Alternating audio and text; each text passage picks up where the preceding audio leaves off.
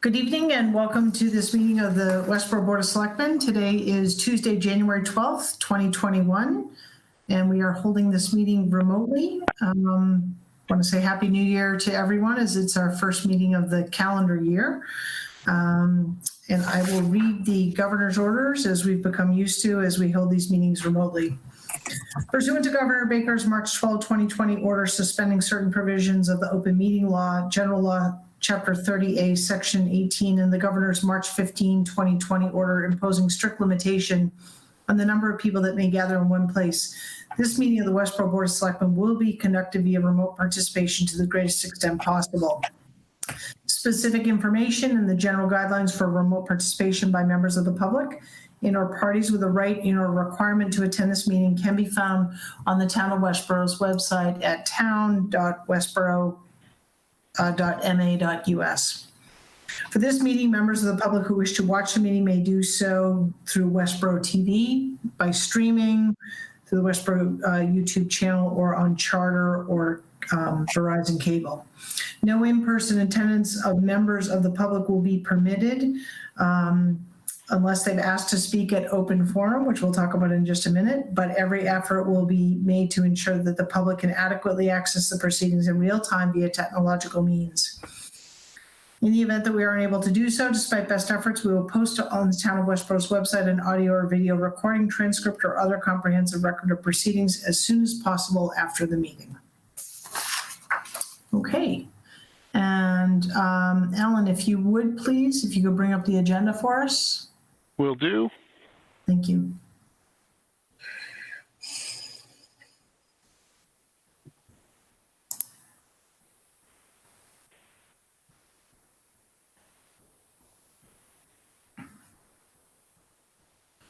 That just a minute to come up a little bit bigger. Thank you. Okay, great. So we'll walk through the agenda for this meeting. We have open forum. This is a new agenda item that we've introduced. We used to have it as obviously open forum when we were meeting in person. We had suspended that for a while, but we are bringing that back. So folks that want to participate in open forum can do so by notifying Sheila Dorr at the Selectmen's office. That will be posted on every agenda going forward. And we just ask that you email everyone, email her by 3 p.m. On the day of the Board of Selectmen with what you'd like to speak to, and then we'll make sure that you have a link to participate. So happy to bring that feature back to our meetings. Our second agenda item will be an update on community events and activities. We'll have approval of meeting minutes for the December 8, 2021 meeting. We'll have our town manager report. At 6:25, we'll have a presentation for the definitive subdivision for West Park Drive extension by Dan Feeney and Mark Varro. At 6:40, we'll have a discussion of Pfas and the town water system by our DPW director in the Department of Environmental Protection. 7:05, discussion vote to execute easements with National Grid on Eli Whitney Street for the Fail School project. 7:10, discussion vote to approve local initiative program certificate and associated documents for 112 Dean Shattuck Way, Unit 254. Number 9, at 7:15, discussion vote to approve local initiative program certificate and associated documents for 28 Indian Pond Road. 7:20, we'll review appointments. The Selectmen representative to the Community Preservation Act Exploratory Committee and Selectmen representative to Hockomock Pond Reuse Committee. 7:25, discussion vote amend membership of the Active Transportation and Safety Committee by our town manager. At 7:30, discussion vote to establish land prioritization committee, and we'll have an open space committee report on 103-107 South Street / 0 Denny Street. At 7:50, we'll review the draft town meeting warrant.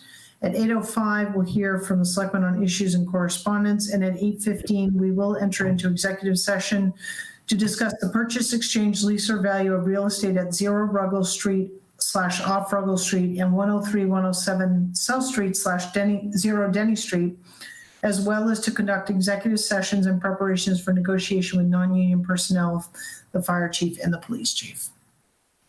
Ooh, need to take a breath after all that. Okay. With that, Alan, if you would review the open seats on boards and committees. Okay, I'll pull that up so people can see it as well. We have a number of open seats on our many volunteer boards and committees. As many people watching the meeting understand, the town is, we have a great staff, great departments, but it also takes a small army of volunteers to run smoothly. And so it's an opportunity to get involved, give back to the community, and support your local community. So positions that are open that are appointed by the town manager, you can send an email to clador at cdor@town.westborough.ma.us.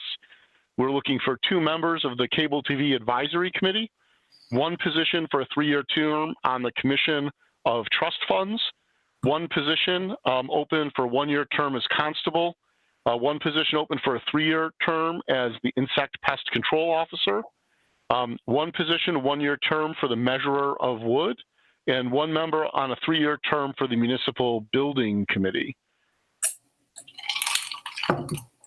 Okay, we also have a number of Board of Selectmen appointments.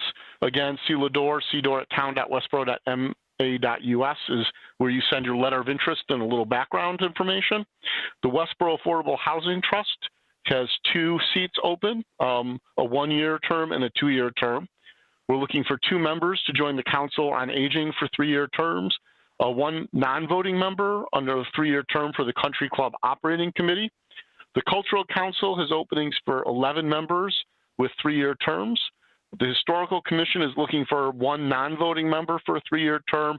And the Westborough Housing Authority, we're looking to make an appointment for a vacated seat. It's 1 member. It's a 5-year term ending in 2024, so the remainder of that term. Additionally, the Housing Partnership Committee has 1 opening in a 3-year term. Open Space Preservation Committee is looking for a member with a 3-year term.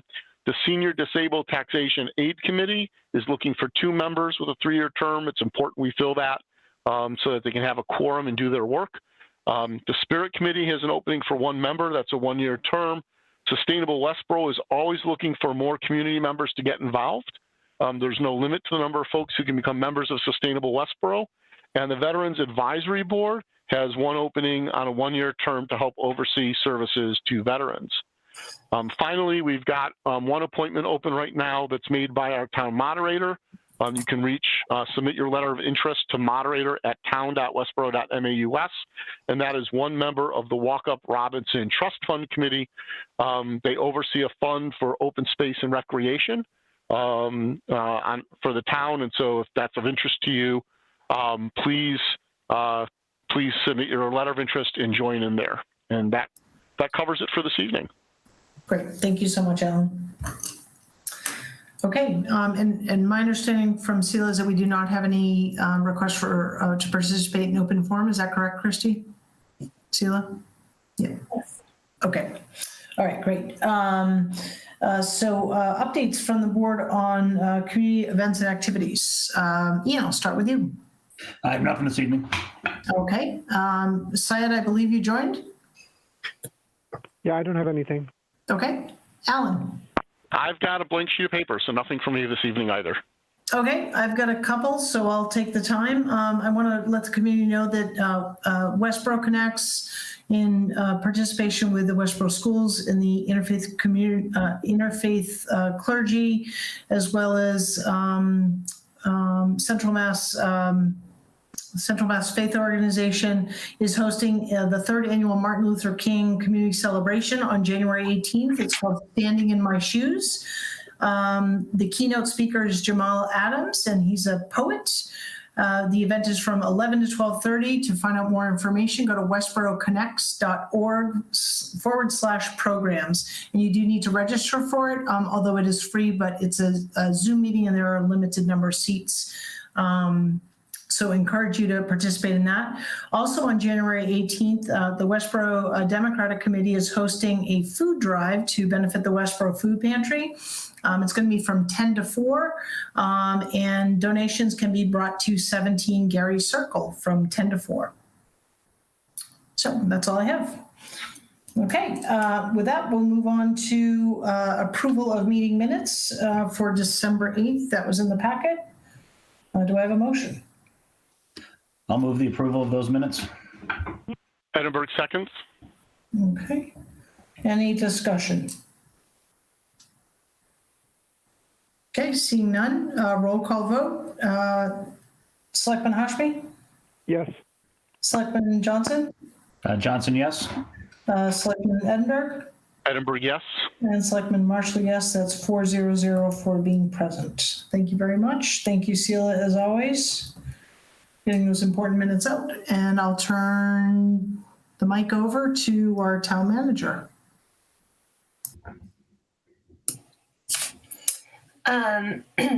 So this is the town manager report. We're just doing it earlier in the meeting. We'll hold our all-day budget meeting, or our joint meeting with the Advisory Finance Committee on January 28th, 2021.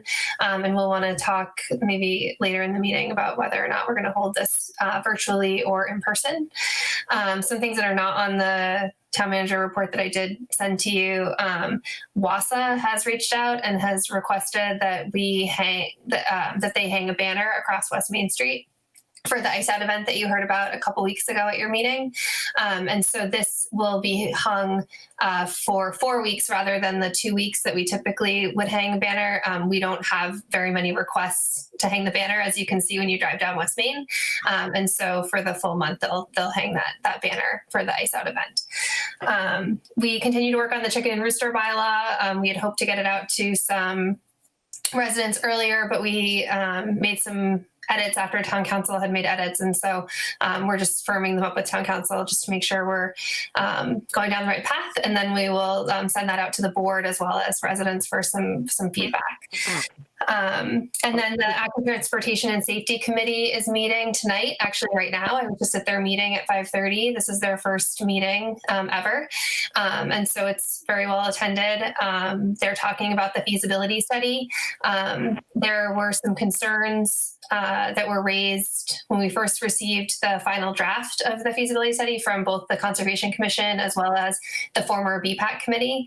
And so right now, one of the things they were discussing when I was getting off the call is how they would incorporate those things into the final study. And so some of those might have an additional cost working with WDA, but the total estimated cost was under $10,000, and they do have money previously approved at town meeting. So they're deciding right now how they're going to move forward to finalize that, to have it meet both the concerns of the former VPAC, the current Active Transportation and Safety Committee, and also the concerns of the Conservation Commission.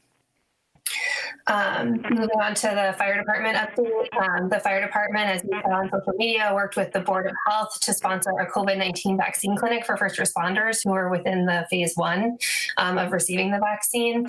They held that at the Doubletree Hotel yesterday and today. It was for multiple communities: Westborough, Southborough, Northborough, Ashland, Hopkinton, and Sherborne.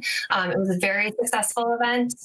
It went off very well. And the Westborough Fire Department and the Board of Health, will continue to monitor guidance from the state in terms of how the next phases might be implemented and what the town's role might be in that. The fire department has extended 2 offers of employment to 2 candidates to replace firefighters who have moved on. And they also provide an update that they have 2 firefighters who have been activated for duty. One has been deployed to the Middle East. We expect him to return later this year. That's Matt Stockwell. And firefighter Mike Daniels has been notified that he will be activated locally to support vaccination programs within the Commonwealth. The police department update is they wanted to let the community know that the officers either have or will be attending a training called Fair and Impartial Policing, which is really about implicit bias awareness. So they continue to work towards the Selectmen's statement that they made earlier this year. The Department of Public Works recently selected a consultant to assist with executing municipal energy technical assistant grants. So they're going to be working with the Cadmus Group to complete a feasibility study that will identify potential options for renewable energy sources coming out of the water and sewer. They also provided a facilities update. May or may not, the board knows, but the community may or may not know that the senior center had an issue with with the gas, and so we are getting that fixed. It's actually almost complete, if not complete, and so the facilities department has been working to repair the gas line there. Also, the town hall, fire station, and senior center are all being outfitted with LED lighting as part of the Green Communities Grant pursued by Sustainable Westborough. DPW is advertising for an engineer inspector. So this position is an important part of facilitating our utility permitting and inspection process. One thing that's not on here that I wanted to mention is that, as the board is aware, town meeting had voted that we could have an extended contract with a water operator. So the DPW has been working with a consultant through that RFP, and they've actually just in sort of receiving the questions and working through that process have extended the deadline. So we had hoped to have a final decision before town meeting in an effort to make sure the process is good and that we're able to get good responses. We plan to extend the deadline, and so we may or may not need to adjust the budget following town meeting. So that's something new that we just wanted to update you on. And then the Conservation Department has convened a Stewardship Advisory Group, which is an informal group with representatives from the Active Transportation and Safety Committee, CONCOM, WCLT, Sudbury Valley Trustees. And this is really just an informal group that's going to work with the Conservation Director to establish land management priorities. So their first meeting is January 26th. And that's my report. Christy? Yes. Hey, sorry, I was going to discuss this later, and perhaps I will in my issues and correspondence. But I know that you're working on the bylaws with regards to to animals. But I'm wondering if it's worthwhile having a broader discussion. What led to the discussion on the animal bylaws was noise pollution, and I'm wondering whether instead of focusing on the animal bylaws, we can focus more on mitigating noise pollution. I found an article, town article from Brookline. I'll send it to the board. I'll discuss it in my issues and correspondence. So that's something that you might just want to consider as you move forward. Yeah, so Selectman Rfp, if you want to bring that up in your issues and correspondence, that's fine. I think that the nature of the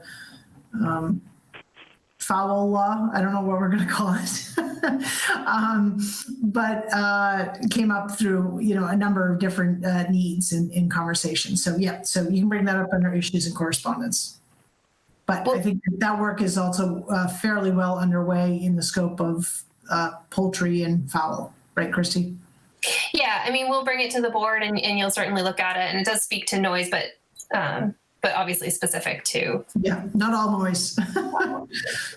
Quacking and squawking, I guess. All right, great. And thank you, Christy, for being flexible with the agenda. And we felt that it was important that our meetings, as many of you know who watch, can go for a couple hours, and our town manager report is always right at the end before issues and correspondence. And we felt like, because it's such a great summary of the work being done by our town departments, that it was important to put that up at the beginning of the meeting so folks could tune into that early on. So thank you. Great. Okay, so with that, we're going to move on to our next agenda item, which is the West Park Subdivision. And we have a guest with us this evening. And I'll allow them to introduce themselves. But Christy, if you want to introduce the agenda item. Sure. So this, similar to the site plan review that the board gets regularly, the definitive subdivision plan is being presented to the board in advance of it going through the approval process at the planning board. And so the board can ask questions related to what's presented, and then also provide feedback to the planning board if you have comment that you think should be considered during the approval process. Great. And what we're going to do is we're going to allow our guests to go through their whole presentation. I'll ask the selectmen to hold all questions, and then we'll address questions after the presentation is over. Okay. And I see Dan and Mark. Welcome to our meeting. If you wouldn't mind introducing yourselves. And is there anyone else that's joining you?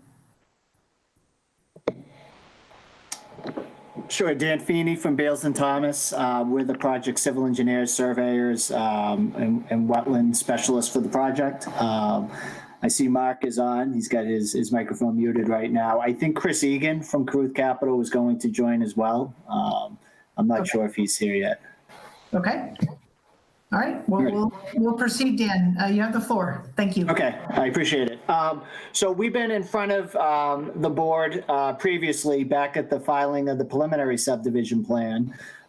So since that time, we've advanced the details of the design and have also, supported the town in the MassWorks grant application for the intersection improvements, the traffic light, as well as the B-Wall trail section that runs along the proposed West Park Drive extension. So really, it's a public-private partnership project.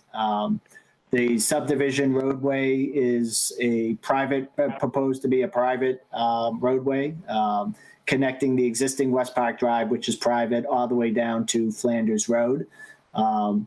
And thus creating an intersection with Flanders Road. Based on traffic studies, it was deemed that a traffic light would be warranted at that intersection. So based on the traffic studies that were done, that traffic light is in the process of being designed, but a MassWorks grant was applied for and received for basically the traffic light, a proposed left turn lane from Flanders Road eastbound into the proposed West Park Drive roadway, and the section of the B-Wall trail that runs along West Park Drive up until it gets to the existing Shell oil easement, not too far south of where West Park Drive currently terminates. So the roadway itself is proposed to be 28 feet wide. It's a little over 2,000 feet from its existing endpoint down to Flanders Road. The start of it will mirror where the 2200 West Park Drive driveway is now, which goes across a wetland. So there'll be improvements made in that location, but no further disturbance of the wetlands in that location. There will be the multi-use trail, the B-Wall multi-use trail will also double as the sidewalk for the proposed project. As the roadway does approach Flanders Road, it will have a left and a right turn lane out. So the roadway width does widen down by the intersection. We are currently have the definitive subdivision application submitted to the planning board. We have our first hearing on January 19th, so a week from tonight. We have had one Conservation Commission hearing to date. And really right now, within the technical review process, we're waiting for peer review comments. The planning board has engaged both a civil site peer review consultant to review the stormwater and sort of things specific to the actual roadway design, as well as a traffic engineering peer review consultant to review the overall traffic study to confirm all of the traffic information. So, Mark, I don't know if you want to add anything, or I see that Chris has joined the call as well. If either of you want to add anything. I just want to say you started just a little early, so sorry I missed it. And hello, everybody. Nice to see everyone. I know Mark wants to talk specifically about lengths and width of bike paths. So why don't we see if Mark can address that?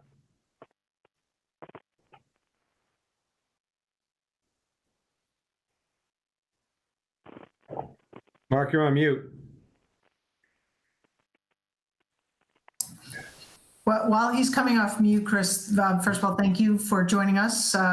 Sorry for starting early. We tend to run long, so we cherish every minute we can get. I do want to make the public aware that we received several hundred pages on the definitive subdivision plan plan. So thank you for that generous reading task for us. Thankfully, there were some pictures in there, so for someone like myself, it made it a bit easier to process. But in all seriousness, I want to thank you for the thoroughness of the report. Oftentimes we go through these and there are questions, and on my end there were very few that weren't answered through the report. So we're going to hold questions from the board till the end of the presentation. So with that, maybe we've given Mark enough time to come off of mute. I just texted him and his Wi-Fi is down, so he's got an issue. So Okay. I would like to ask Dan Feeney just to address the width of the bike path. We tried to make it as wide as possible, but I understand there's one pinch point as a result of an abutter and some wetland, and of course the 2-foot buffer that we have to do. Dan, can I ask you to address that specifically, please? Sure. So coming off of Flanders Road,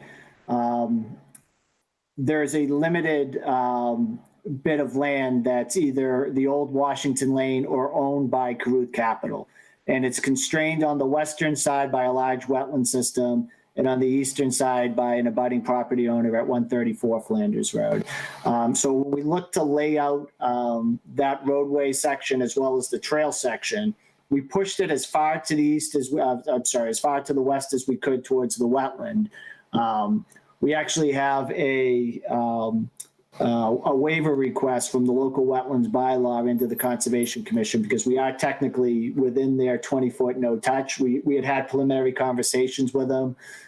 There's a disturbed slope in that area, so it's not a pristine area that we're going into. So they seem to be okay with that, but we couldn't go any further. As it is, we're already putting in retaining walls on the western side because it is a steep drop off down to the wetland resource area there. And then, of course, on the other side, we have the abutting property owner. So, and they do have development. They're both their parking lot as well as some landscaping coming right into their property line in that location. So working with what we had, and also in that location, that's where we do have the 2 turning lanes, the left turnout and the right turnout. So we have a wider pavement width down there. So we're definitely constrained coming up. So we're proposing an 8-foot trail in that area. In that section, we're proposing an 8-foot trail all the way up to be consistent, but it's 8 feet. It's really tight down there, especially as the closer you get to Flanders Road, the tighter it gets down there. And we do have a 2 to 3 foot separation, which was requested by the trail committee to make sure there's some separation from the curb of the road to the actual trail itself.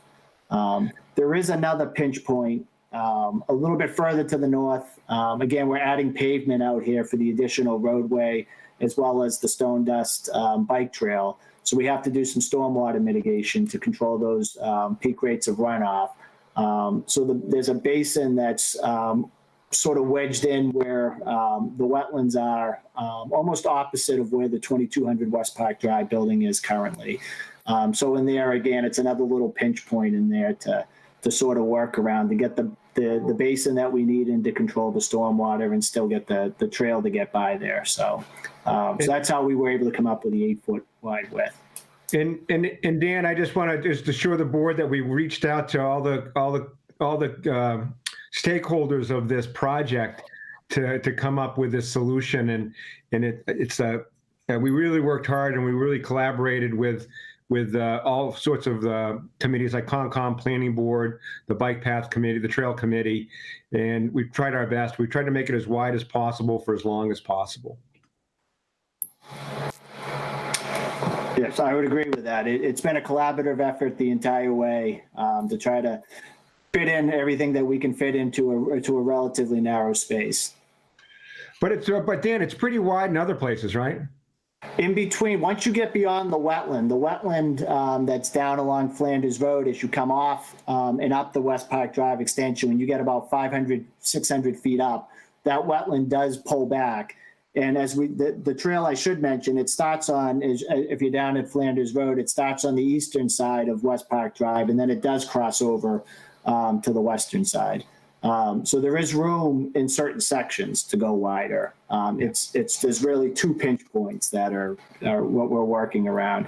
And it's probably worth noting too, because the B-Wall trail will obviously be, a public trail, we're working through the easement process to provide the town of Westborough with an easement over the land that the B-Wall trail will sit on. There's another really tiny easement that's necessary for the traffic signal as well, but the more substantial easement is for the B-Wall trail. So I believe that will be, going in front of town meeting, hopefully in March. Yeah, there's a placeholder right now for the easements on the town meeting warrant. So you'll see that tonight. Well, thank you. Can I address any other issues with Dan Feeney and myself? So I see that Mark was able to join us. I just wanted to give, he's off of mute, so. Yes, I was able to exercise the option where I can have the audio on my phone and the video on my computer. Okay, great. Sorry about that challenge. I guess the world we're living in, Mark. Thank you for joining us tonight. Thank you.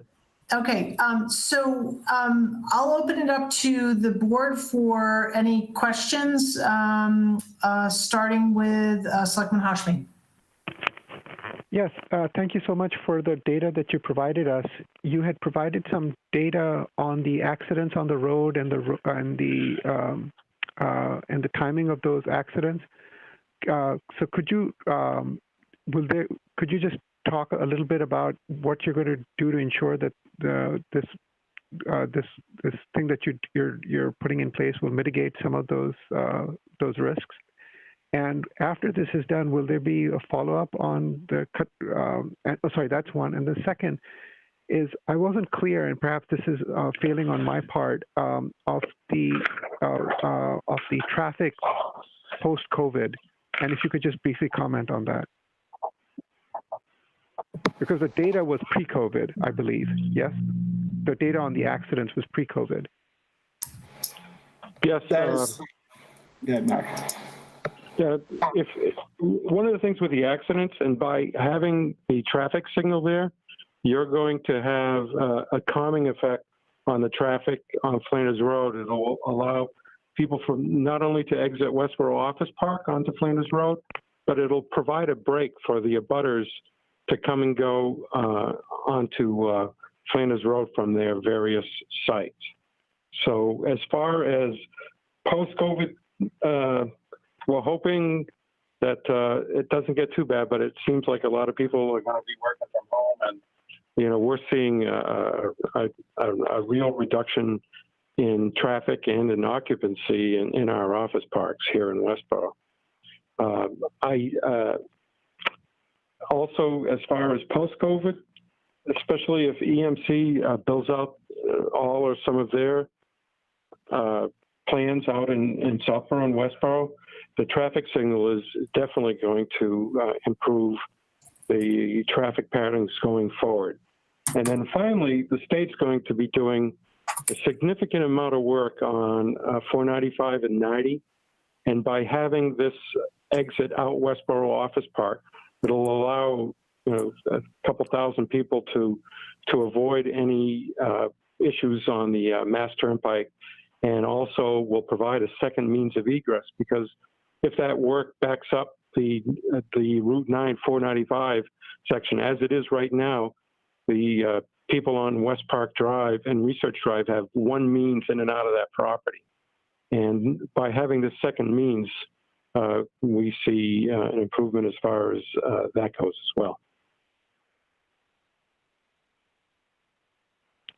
Thank you very much. Mm-hmm. Okay, Stephen Johnson. Sorry, couldn't get myself off mute there. No, I mean, as you said, Selectman Marshall, I mean, this was extensive, a lot of reading there. I think we've gone through this in the preliminary, kind of corresponds to what we've talked about before, and appreciate the work in partnership, as you discussed, with the town and the trails, and putting that in. That's something that's important to us, as you know, and you've worked with us all along. So I appreciate all that, and personally, no further questions from myself.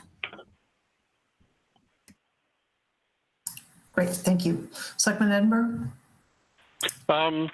Actually, the questions around the trail and the traffic have been answered. I appreciate the description and the detail in how you came to the width and placement of the sidewalk, dual purposes B-Walt trail at that end of the project. So thank you. Nothing further.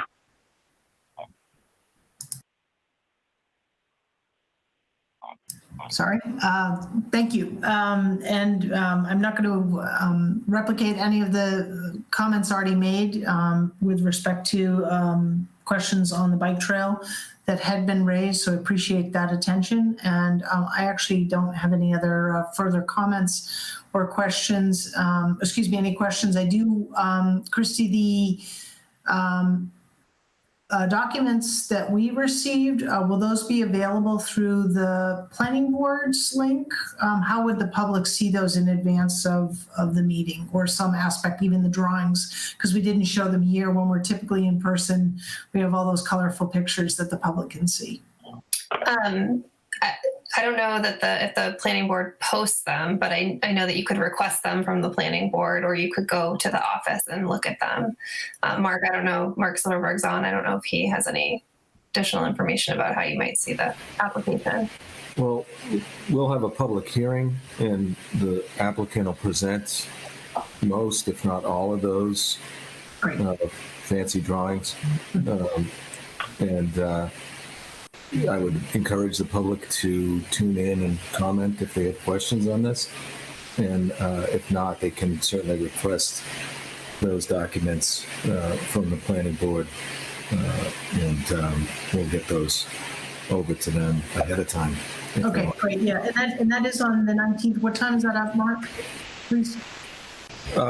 We scheduled everything at 6:30, and we haven't posted the agenda as far as the order. That way, so until the agenda is posted, actually, I think I might have gotten that today. If you give me a second, I'll pull it. Okay. Hang on a second. So if the board has any comments you want to forward to the planning board, you would just, if you could identify them now. Otherwise, if there's no comments, then we wouldn't provide anything. Right. So at this point, I'm not hearing anything from the board to pass on to the planning board.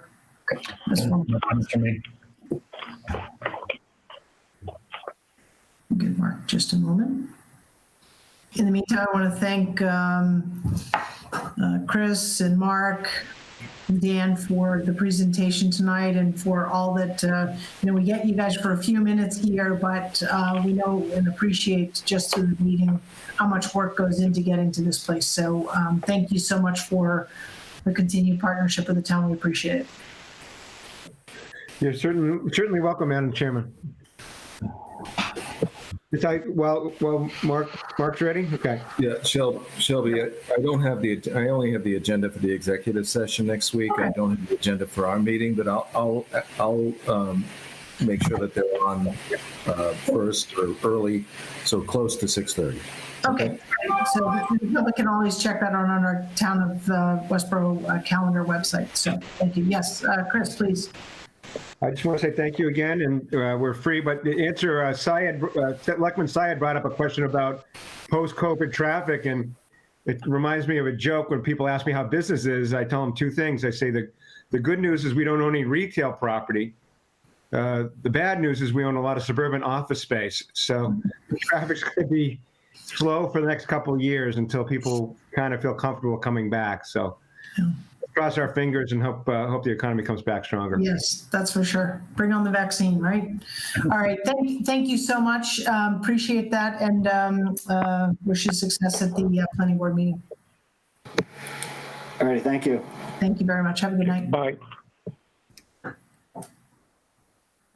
Okay. Our next agenda item is a presentation on Pfas. And did Christy was, oh, there's Chris. I didn't see you. Hi, Chris. How are you? Our Director of DPW. Chris is on. Good evening. Yep. As is Mary Jude Pigsley, the Regional Director from the Department of Environmental Protection. Excellent. So Christy, would you like to, would you or Chris like to introduce this to give some context for the public? Yep, I'll, Yeah. Go ahead. okay, I'll kick it off. So Chris Pant, the Director of Public Works, also joined by Josh Van Houten, our Water and Sewer Operations Manager. He's been on board for about 3 months now. And then Mary Jude Pigsley, who is a guest tonight for us. She's the Regional Director for the DEP. Her scope of work, and it covers over 70 towns and cities, in her region. So she's got a pretty big oversight and has a great perspective that she's going to bring to us tonight. So we're going to talk a little bit about our water system and PFAS and the impact on our system. Unless you had some opening comments, Selectman Marshall, I can just keep going. Yeah, I just want to welcome Mary Jude. She's not a regular here, as well as Josh. So thank you for taking time out of your schedules tonight to be here to talk about this important subject. So thank you. Chris, take it away and feel free to share the screen if you need to. So agenda here, I'm going to take about 3 minutes and just cover, I'll show a slide and hit our water system just to reorient everybody. And then I'm going to hand it off to Mary Jude, and she'll have a presentation that she'll cover that will, I think, really answer a lot of the questions that people might have. So give me 1 second and I will pull this up.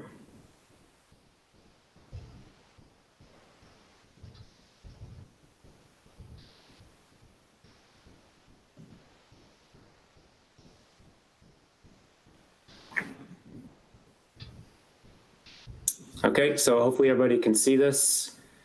This is a cartoon, I guess you could say, of our water system here in Westborough. And I'll kind of start at the top here, but these blue bubbles represent water sources for us that are coming out of the ground, so our wells, and then we have obviously our reservoir.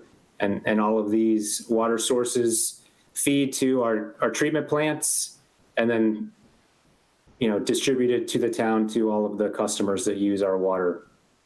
And so back in November and December, all of these water sources in these bubbles the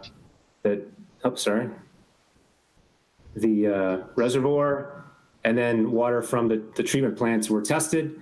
Those samples were analyzed at a laboratory, and then the data was presented to the DEP and to Westborough. That was through a program offered and facilitated by the DEP. So because this is kind of a new thing, but it's across the entire Commonwealth. A program was put in place to help fund this testing because it's kind of expensive. We were able to take advantage of it, and so that resulted in this table here, which I'm just going to briefly touch on, but we'll weave in a discussion about this table as Mary Jude discusses later on. So what this shows is, on the left side, all of the sources that I just highlighted on that sketch. And then you can see November and December were the two testing dates. These numbers reflected in the chart are the level of PFAS, and I'm sure Mary Jude will explain this more articulately than I will, but the bottom line is that's measured in parts per trillion. And as it says at the bottom of the chart, 20 is the number we need to stay under in order to be compliant.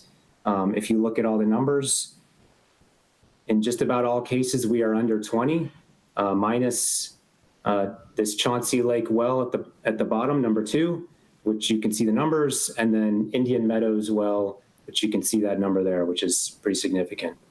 And then before I hand it off to Mary Jude, and again, we'll have time to come back and discuss these numbers if anyone has questions, but I think a lot of the questions will be answered as we move forward.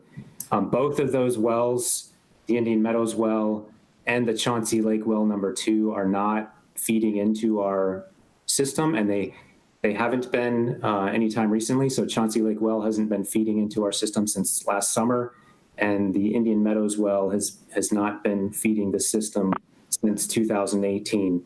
So I guess the point is our water meets all the standards it's supposed to meet to be safe for us all to drink it, and there should be no concern there. We do have something we want to look at in terms of resolving potentially the PFAS level at Chauncey well number 2, but it's not a crisis. We're not in rough shape, and there's no potential that we're going to be out of water or not be able to provide water to the town. So that's a quick summary. And like I said, I think many questions will be answered. I'm going to stop talking and hand it over to Mary Jude. If I can stop. Hey, sharing. thanks, Chris. I apologize. I have never done Google Meet before, so I do not know whether you're going to be able to see my slides. Our resident expert, Alan, will walk you through it if you need any help, so. All right, so I have two monitors, and hopefully my. Right, so if you have your presentation on the second monitor, you move the mouse down, you'll see a white bar in the Meet window, and it'll say Present. Yep. Click Window to show window, and then you can pick the other monitor.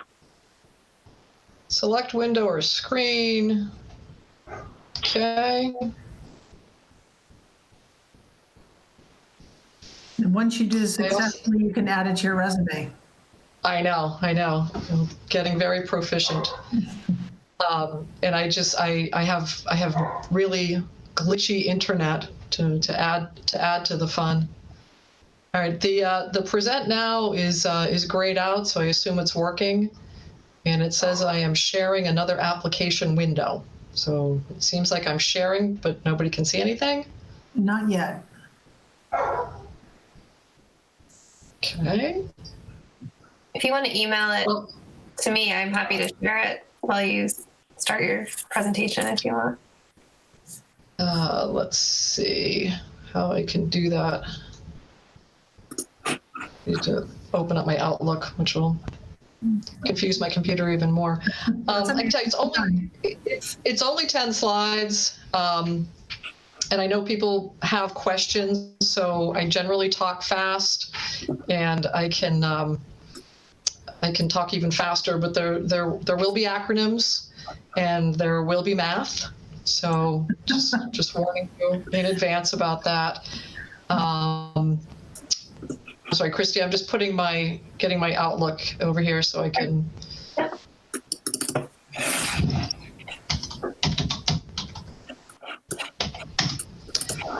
And I'll be very disappointed if I can't actually use my slides, because they're helpful. Let's see. And of course, Outlook is not responding.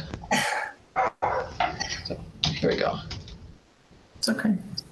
It's important. I think it's really important, given the complexity, at least on our end, of understanding it, that we see the slides. So we have plenty of time. Okay, hold on just a second. All right. And I can tell you, Chris mentioned we have 77 cities and towns in the Central Regional Office, and we have in this region the most Pfas systems, public water systems, in the state, in this region. And it's just really kind of a function of development, kind of like the project you were just discussing, that we have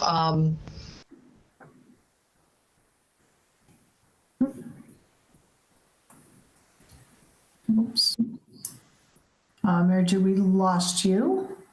It looks like her internet connection dropped. No. All right, we'll give her a moment.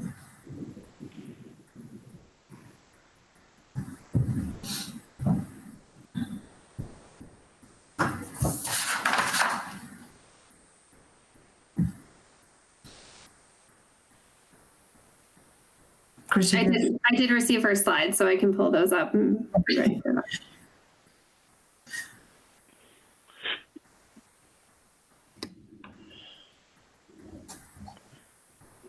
Christy, if you can reply to her and let her know if her slides are up, she can just rejoin even by phone. Yep. Oh, how I definitely all become. Say it again, Ian. I said Krista can take us through the slides as well if she wants. Right? Presentation.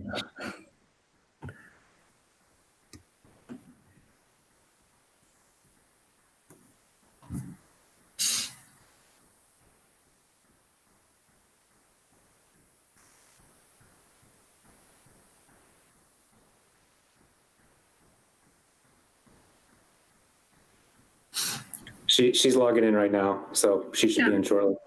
Oh, great. Thanks.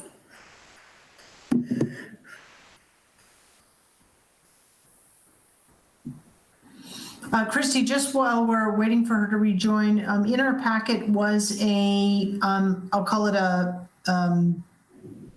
public service announcement from the Department of Public Works from DBW. Is that available on the DBW website?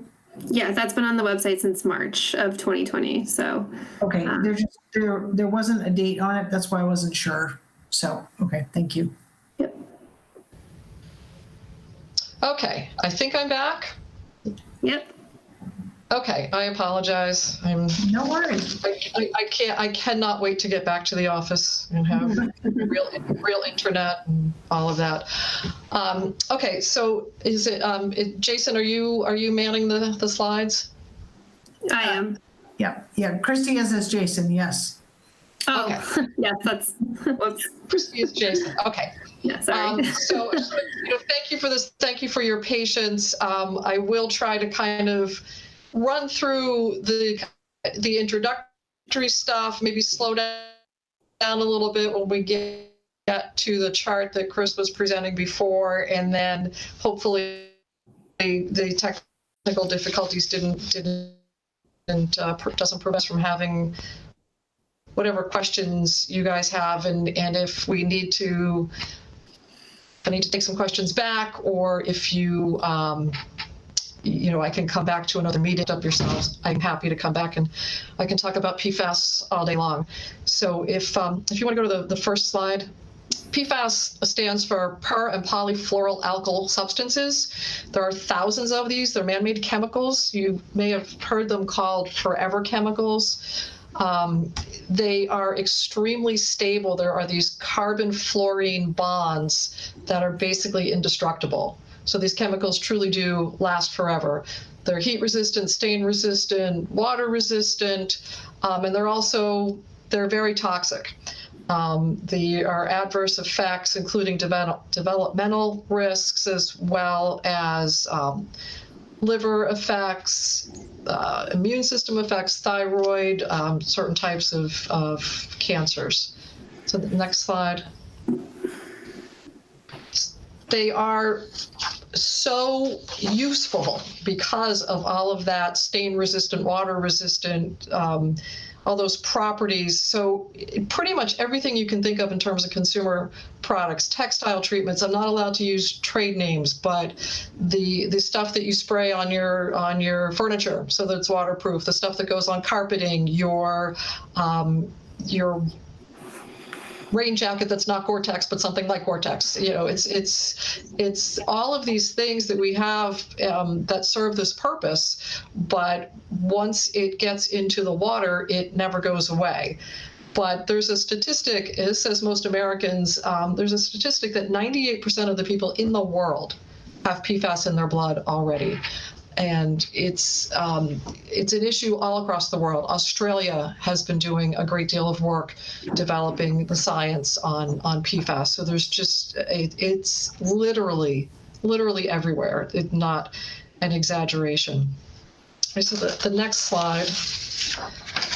The way that we're concerned about exposure of PFAS that I'm going to talk about is through drinking water.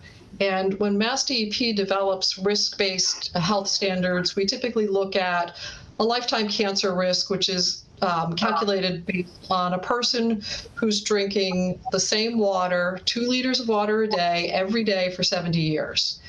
For PFAS chemicals, there are sensitive subgroups. These are pregnant women, nursing mothers, infants, and immunocompromised individuals for whom there is risk not based on that 70-year scenario, but based on a very short-term exposure of maybe a matter of months.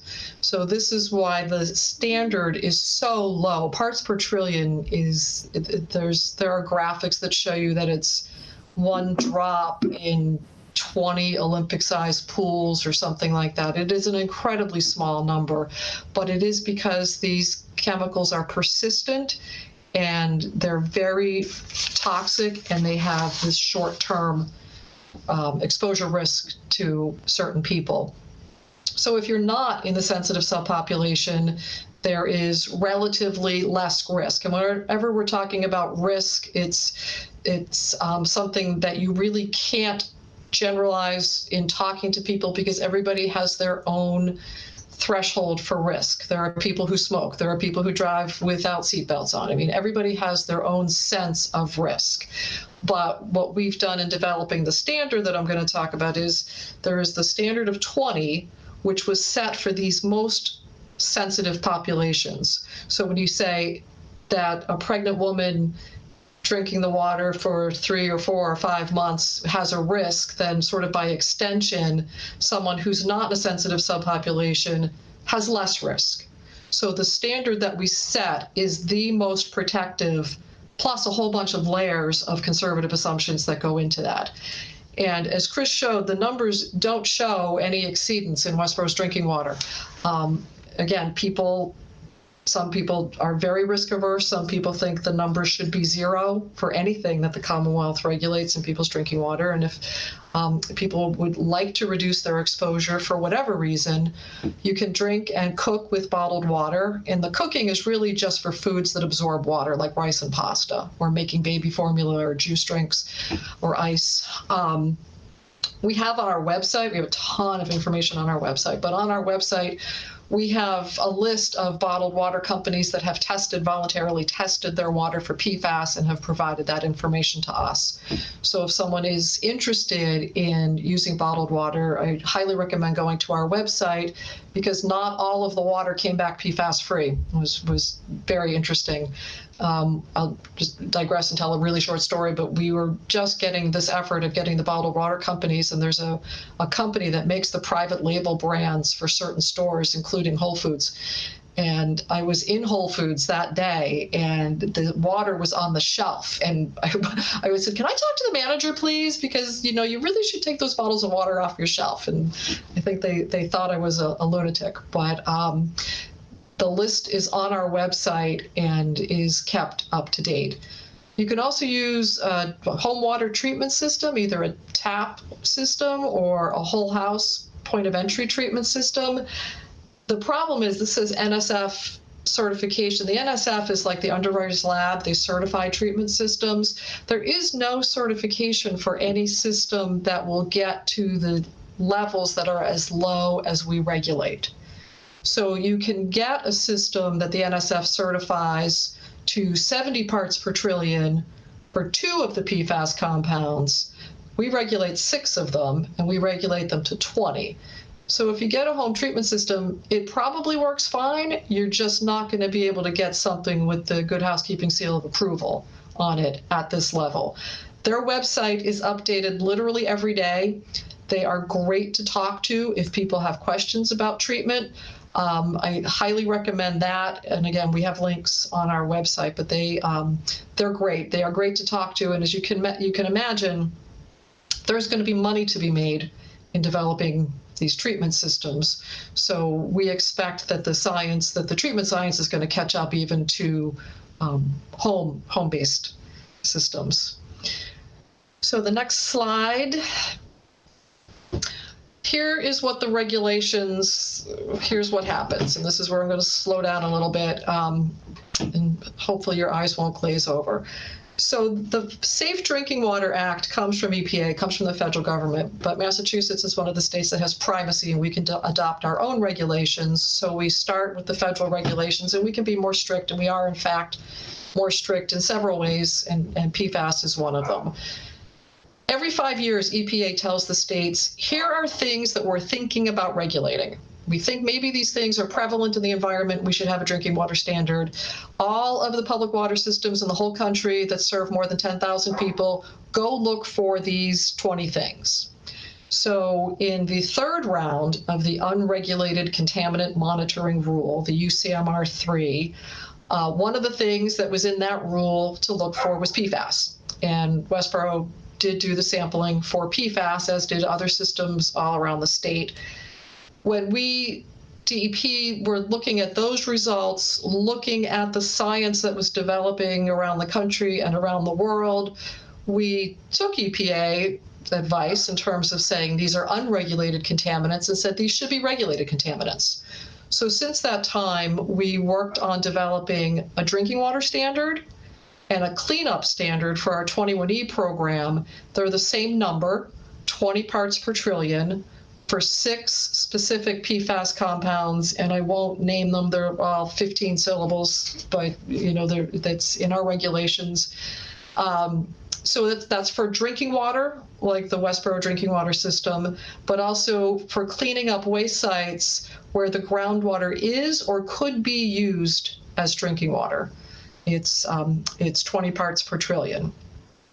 So the 6 that we chose are cumulative. So you add up the number for each of the 6 and the total can't exceed 20. So it's not 20 for each, it's 20 for the total. The next slide. Just to see what other people are doing. EPA is not regulating PFAS. EPA has what's called a health advisory. It's not a regulation. They only are looking at the 2 most prevalent, but most persistent in the environment, the PFAS and the PFOA. PFOA, I think, I always get them confused. One of them is Teflon. They're looking at 70 parts per trillion for just those 2 added together. Other states like New Jersey and Michigan have promulgated standards for separate ones. They don't have a cumulative number the way we do. You can see Connecticut has 70 for the sum of 5. Vermont has 20 for the sum of 5. We have 20 for the sum of 6. So why are we talking about all this in Westborough? Let's look at the next slide. So in that UCMR 3, that monitoring, that was the sort of investigatory step, Westborough did monitor. These are the dates, November in 2014, and then these quarters in 2015 at the treatment plants. All of the results were non-detect. It doesn't really mean anything anymore because as the science has gotten better, the lab science has gotten better as well.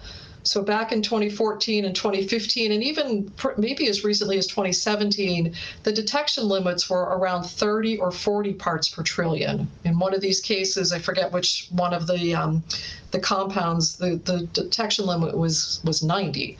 So what that means is that if you have a standard that's 20, but your science, your instrumentation can only see down to 90, you don't know if you're compliant. But that was the science at the time. So the results were non-detect, but at very high reporting limits, and they were not. It was not the same. It was not the same mix of 6, again, because as we got the information, our thinking changed as to which 6 we would regulate. The regulation now requires we won't accept data unless the lab has gotten to a reporting limit of 2 or less. And what I've been seeing, the data coming in lately, and Chris and Josh might know, it's about 1.8 is the lowest the instrumentation can see. So that's a quite dramatic development. So while we were looking at developing the regulation last year, we can go to the next slide. We've offered, oh, did we skip the chart? Yeah, there's a, yeah. So we it takes a long time to adopt regulations. It was a year in the works of public comment and all of that. So at the time, we knew we were going to do it. We were pretty confident the number was going to be 20. So we reached out to every single public water supplier in the Commonwealth. In this region alone, there are over 400. It's everything from something like the town of Westborough to a Dunkin' Donuts that has its own well that serves more than 25 people a day. Westborough, to your credit, took advantage of that. Even before the regulation came out, we were talking about it. And so even though the regulation based on the size of the public water system, Westborough doesn't have to start doing this until April, you already did it. So you're at the front of the line. We're able to provide more assistance to communities at this point in time than we will be able to when the sort of the crush starts happening in April. And then there's the October group is the very small systems. So we've been working closely with the DPW, and this is a little bit different from the chart. I had the opportunity to add a few things, and I just want to highlight some of this and a little bit of how we get to the numbers. And if somebody wants to speed me along, just give me a hand gesture. But it is a very complicated rule. What happens is you take a sample, and the rule requires quarterly sampling in the first month of each quarter, so January, April, on and on. Because the potential for cross-contamination with this stuff is so high, you can't use a waterproof field notebook. You can't wear waterproof pants or jackets. You can't you can't use a Sharpie. You can't use certain kinds of deodorant. I'm not making it up. I mean, the levels are so low and the potential for cross-contamination is so high that if you get a detection of any PFAS, any of the 14 PFAS that you get when you run the EPA method, not just the 6 that we regulate, if you get a hit for any of the PFAS compounds, you have to take a second sample. And we did that, and we were happy to be able to offer this program to the systems because it is new, it's different, it's complicated. So the results that you see, and I put in bold the top 4, those are the places where the water is entering the distribution system, and that's the compliance point. The compliance point is not where the water comes out of the ground, it's where it goes into your pipes. So these are the locations where DEP looks for, is the system in compliance? You have 2 samples, you take the average of the 2, and you round it to 2 significant figures because that's what the standard is. The standard is 20 with no decimal points. So when we get the numbers from the lab, they have 2 or even sometimes 3 decimal places, but we round it up or round it down so we get to something that compares to the number of significant figures in the standard. So when you look at this, you can see that the system, where the points of entry are into the system is below 10. If the levels were above 10, we would have to ask the town or require the town to go from sampling quarterly to sampling monthly. But that's not relevant here because the system is at numbers well below even 10. And as I said, the limits on the instrumentation now are 2 parts per trillion. So you're getting down there with numbers like 1.95 and 2.47. You're really getting down to the limits of what the instruments can even see. They're not non-detect. In the annual consumer confidence report that comes out that the water department sends out every year that everybody should read, and probably people don't because there's a lot of stuff in it. It will say there's a drinking water standard for PFAS, and here are the numbers that we had for that. So the water department is going to continue to do this quarterly sampling until they can consistently and reliably demonstrate that they are below the MCL, the drinking water standard. But the minimum number, just because it is a new rule, the minimum number of quarters is 4. So there'll be 3 more quarters in this same sort of scenario before the town can even apply to get a waiver of sampling that would put you on a 3-year schedule instead of an annual schedule to do this.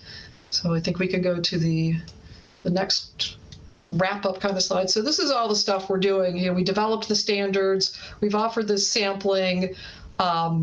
The firefighting foam that contains PFAS compounds is the source of a lot of the contamination we're finding. We offered a take-back program to fire departments to if they had any of this legacy foam that people don't use anymore, we took that back.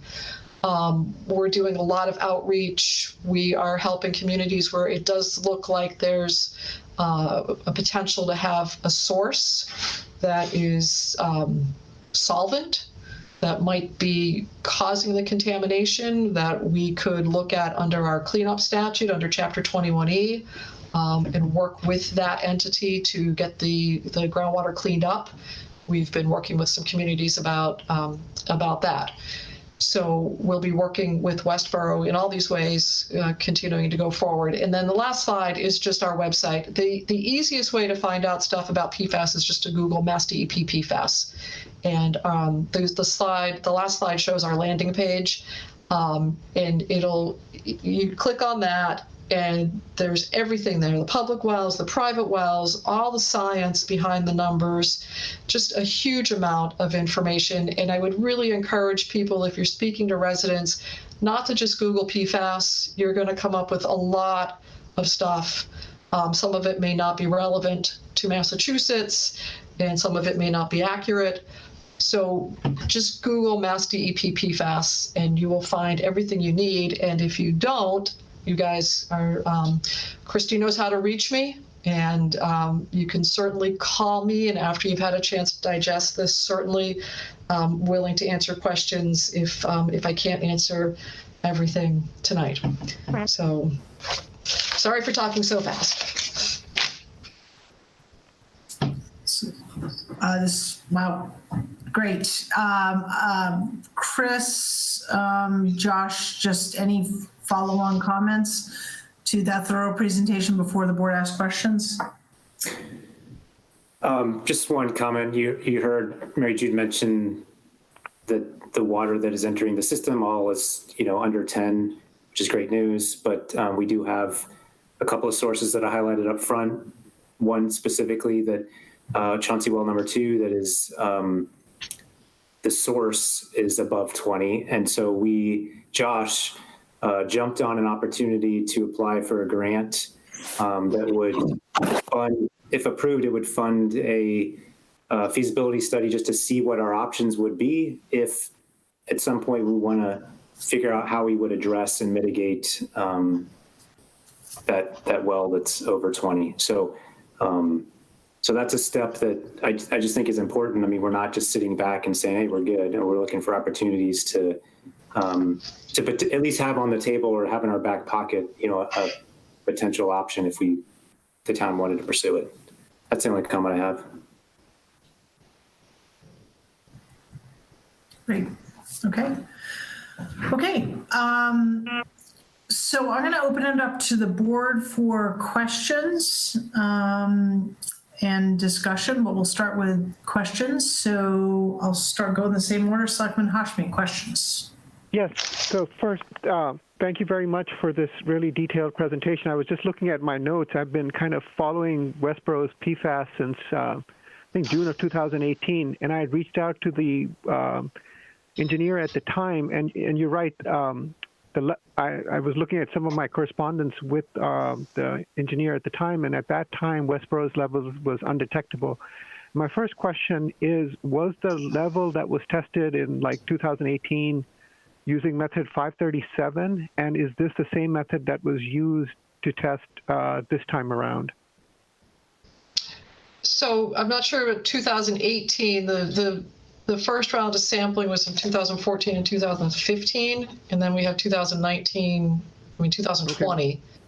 But the EPA method has changed. There was the EPA method 537, and there's EPA method 537.1. So okay. EPA has tweaked the method a little bit. I'm not sure that it has any real bearing on the results. It's just that EPA develops the methods. Massachusetts, our lab, we have a lab that certifies other labs. We will only accept results from a certified lab. So they have to be able to run the method 537.1. So it's the new method. So it's the new method is 537.1. Am I getting that correct? That's the one that allows. 537.1, right? 537.1.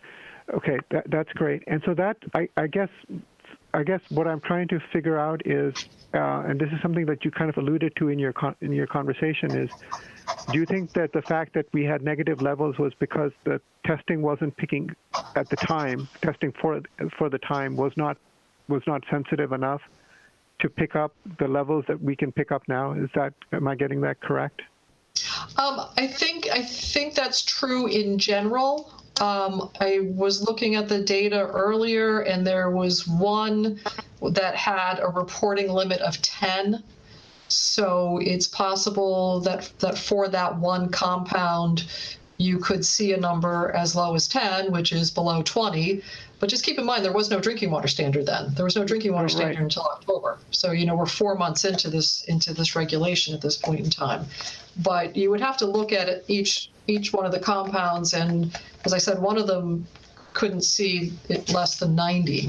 So there's no way of telling what was really there. But one of them had a reporting limit of 10. And so that leads on to my next question of source control, because at least as best as I can understand it, water is not like siloed off into like concrete blocks. You mentioned when you started your presentation that this area itself has one of the highest concentrations of Pfas in the water. So there must be, it's not like it's like the Chauncey well that Chris was talking about is not isolated from the rest of the water supply in Westborough, which is then not isolated from the water supply in Northborough. So my question is, are there, and I think Chris may have alluded to this when he was talking about the grant, are there mechanisms of us identifying the source of for instance, is the water that is being picked up at high, being contaminated at Chauncey well, are there mechanisms to identify the source of that contamination and then work to mitigate that? Because maybe the contamination is elsewhere. It's just that we're just sampling it at that well site.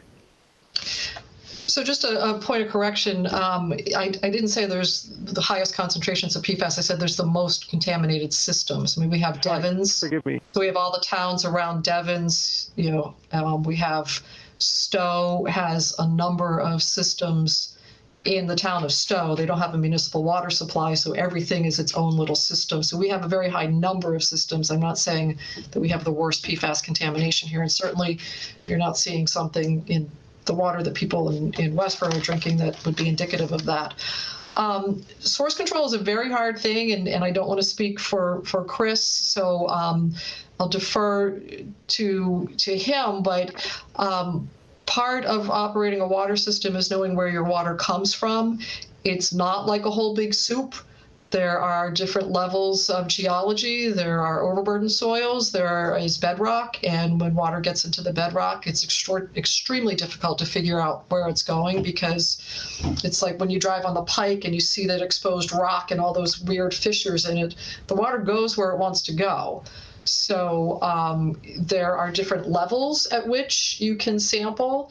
There are groundwater divides where the groundwater, for whatever geologic reason below the groundwater just doesn't go in that direction. It goes in a different direction. So you can't really draw any general conclusions.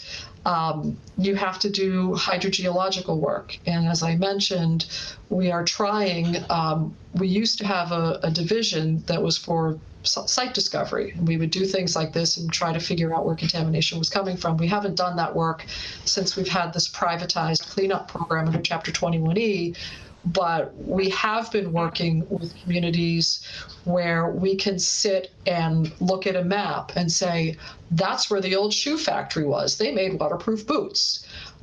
In Hudson, there's a company that makes medical devices that are coated with PFAS. That was a pretty easy one to spot. We've talked to town officials fire department people, DPW people, there's always somebody who's been in town for a long time who remembers what these old mill buildings were doing.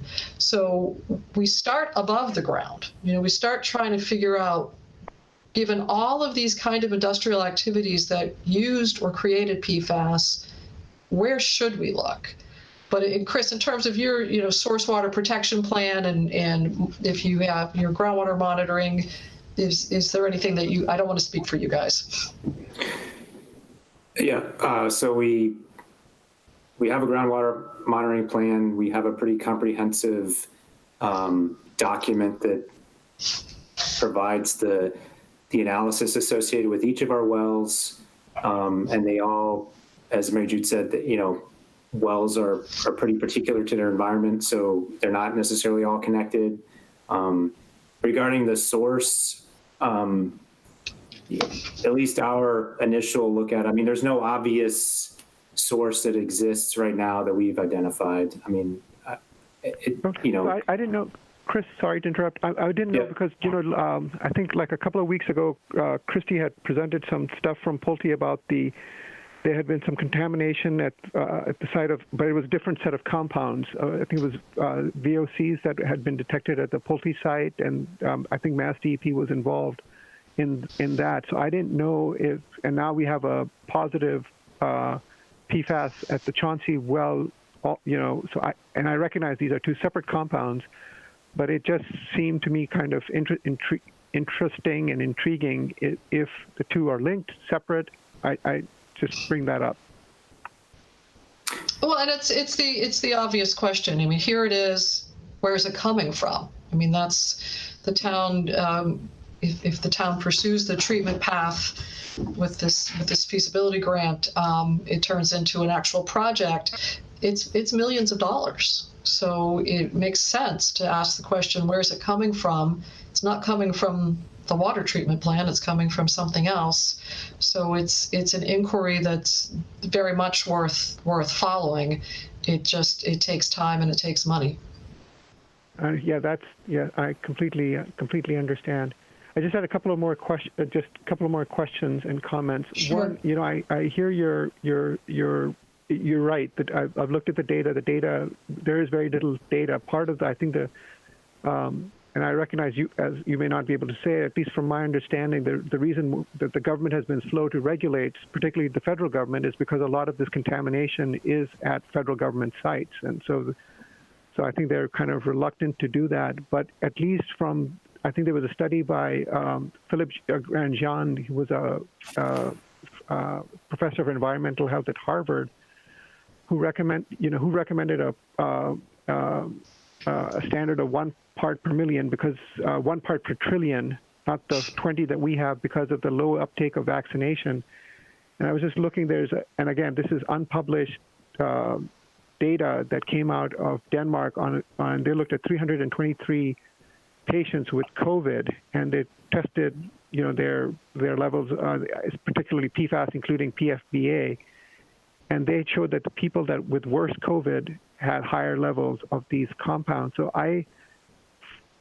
granted, it's much more difficult to get the water down to 1 part per trillion, but certainly that is something that I would advocate for. The other thing that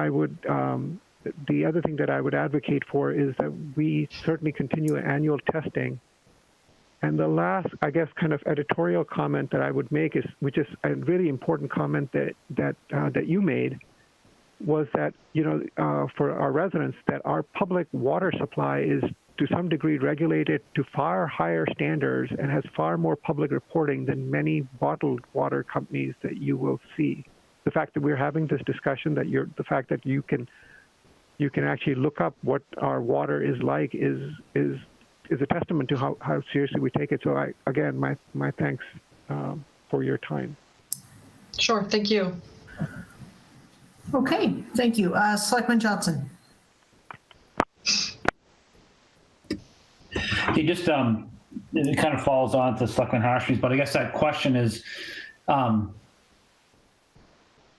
is this treatable? If you find something, I guess it's source contamination, but you can't find the source, and for example, the well, our Chauncey well 2, are there treatment protocols that can remove this from the water, or what is there that can be done to improve, or is that well shut down, I guess, for good because of the of it exceeding the greater than 20 parts per trillion?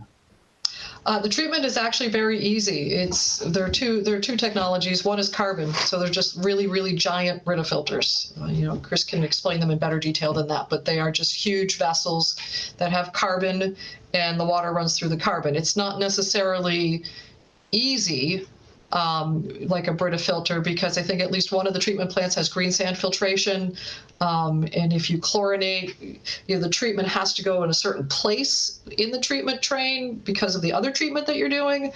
But it's very, very basic treatment. It's granular activated carbon. The other technology is resins, ion exchange resins, and the difference, there's a little bit of difference based on what your water quality is going in. Some of the systems that have already gotten their treatment up and running, the ones around Devons, so the water supply at Devons and at Air, and in Hudson, which is not near Devons, but also has high levels, they did little bench studies to figure out which of the two would work best for their particular water quality. One has high installation and low maintenance costs. The other one has low installation but high maintenance costs. So there's that piece of it to take into consideration as well. But it's not rocket science. It's water science, but it's not rocket science. Yeah, and So I guess, Chris, go ahead before I ask. I was just going to say, just to add on, if at some point down the road we needed to or wanted to pursue some sort of treatment option, just like was mentioned, there are several towns locally that have already had to deal with this on a much more substantial level than we would have to. And so there's plenty of lessons and opportunities out there for us to kind of pick the best option, because other people have already essentially done the trial runs. And so there's lots of resources for us to tap into if we ever have to go that direction. Okay. And also the consulting community has been doing more and more of it. You're not the first ones out of the gate, which is good. And in the beginning, there weren't enough treatment systems to go around. There was a long lead time to even get the carbon vessels, and that has caught up now, and it's not as difficult as it was in the beginning. So currently, I'm sorry. So currently, we do not have the activated carbon. I'm sorry. Yeah, Right. Saya, can you just let the end, and then we can Right. circle back? Thanks. Thanks, Shelby. Yeah, so just my follow-on. So that is a treatment plant, a water treatment plant solution versus that one well that we have that has the, over 20 parts per trillion. To get that one back online, do you treat some at the well? Or is the only way to treat this is to pull that water in, but then treat everything at the treatment plant? In our specific situation, I guess you could say we're fortunate because that well actually feeds to a treatment plant, and those two wells, Chauncey wells, are the only ones that do feed to that treatment plant. The treatment plant we have at the Public Works yard. So we're kind of in a unique situation, but the answer is yes, it goes to a plant that you have existing or you create. But in our situation, it's already feeding to a location that we would potentially just retrofit if we had to pursue for this instance. Okay. But as of right now, that well, as you said, is in essence shut down. We're not pulling that into the system. Chauncey well 2, Chauncey well 1, which is underneath the 20 parts, is still operational. Is that accurate? Chauncey well, both wells right now are shut down. Typically, we try to operate both together, and in this case, our system can function safely and provide what we need with them both shut down. So right now, they're both shut down. Okay, thank you, Chris. Shelby, that's all I had. Okay, thanks very much. Alan? Okay, so Ian covered a couple of my questions. first, thank you, Mary Jude, for joining us, and I want to say thank you to Chris and the DPW team for being ahead of this on early testing, as well as the early action and going after the grant immediately, and being on top of this. It's been stated several times, which is good to hear, that all of the water sources, the wells with elevated levels, have been and continue to be offline, and that we have enough water source and well capacity to meet the town's needs. I guess my question is, do we have enough surplus capacity if one of the wells in service were to have a catastrophic failure or need to be taken out of service for a period of time? Or would, for example, Chauncey 1 might, have to be brought online through that treatment plant? So, my question is, I know we're good. We have enough water capacity to meet the needs in our current state, but if something goes wrong with the wells and the water sources we're using, do we have enough safe options to, to recover that or to make up for that loss while the repairs are made? We have pretty significant redundancy in our system as it exists right now, and then if we had to, we could, down the road, turn Chauncey 1 on to supplement. But I think the answer to your question is yes, we have ample capacity within the system as it stands right now. Excellent. Thank you. Great. I have a couple questions, and we'll circle back to you, Syed, with your question. Indian Meadow, that well, I think it was quoted as offline. So that was offline, independent of the test result. Is that correct? Yes. Okay. We just don't use it. It's a well. The water there, it has a high metal content, and it requires more intense treatment. And because it's not necessary to satisfy our requirements, we typically haven't used it. Okay, great, thanks. Do we shut down Chauncey 1 as well, just out of an abundance of caution because of their proximity? So there's kind of a history. So Chauncey 2 is shut down because of the Pfas right now. Chauncey 1 last summer was struck by, now there's kind of the history of this, but it was struck by lightning last summer. Yeah, I remember. We fixed it. Now we have, we're testing for bacteria. So it's got to pass that process so we can have the ability to turn it back on. Okay. And to be honest, we could, and Mary Jude can explain this maybe better than I can, but if we needed to, if Chauncey 1 is working, which we saw the results, it's under 20, you can blend water together, and then so those two wells would feed each other, and then they would funnel to the Oak Street treatment plant, and we would test it there, which is where our, as you saw on the slide, that's where our kind of the finished water would be tested, and as long as that's under 20, then we could feed that into the system if we needed to or wanted to. Yep, that's right. Other towns are managing that way by tweaking the blend so that when it gets to the point where it's going into the distribution system, it's under 20, even though some other sources are higher. Okay, that makes sense. Thank you. Mary Jude, you had said, and I just missed it as I was taking notes about Chris, the testing, either of you, if you could answer that. So it's annual testing, and then at what point does it switch to every 3 years? I missed that. So it's quarterly for the first year that the rule is in effect. So starting this month, January, systems over 50,000 have to start. Starting in April, it's systems over 10, which would be Westborough, but you've already started. It's 4 quarters, and it's the first month of each quarter. Okay. And the reason for that is because of this short-term exposure issue.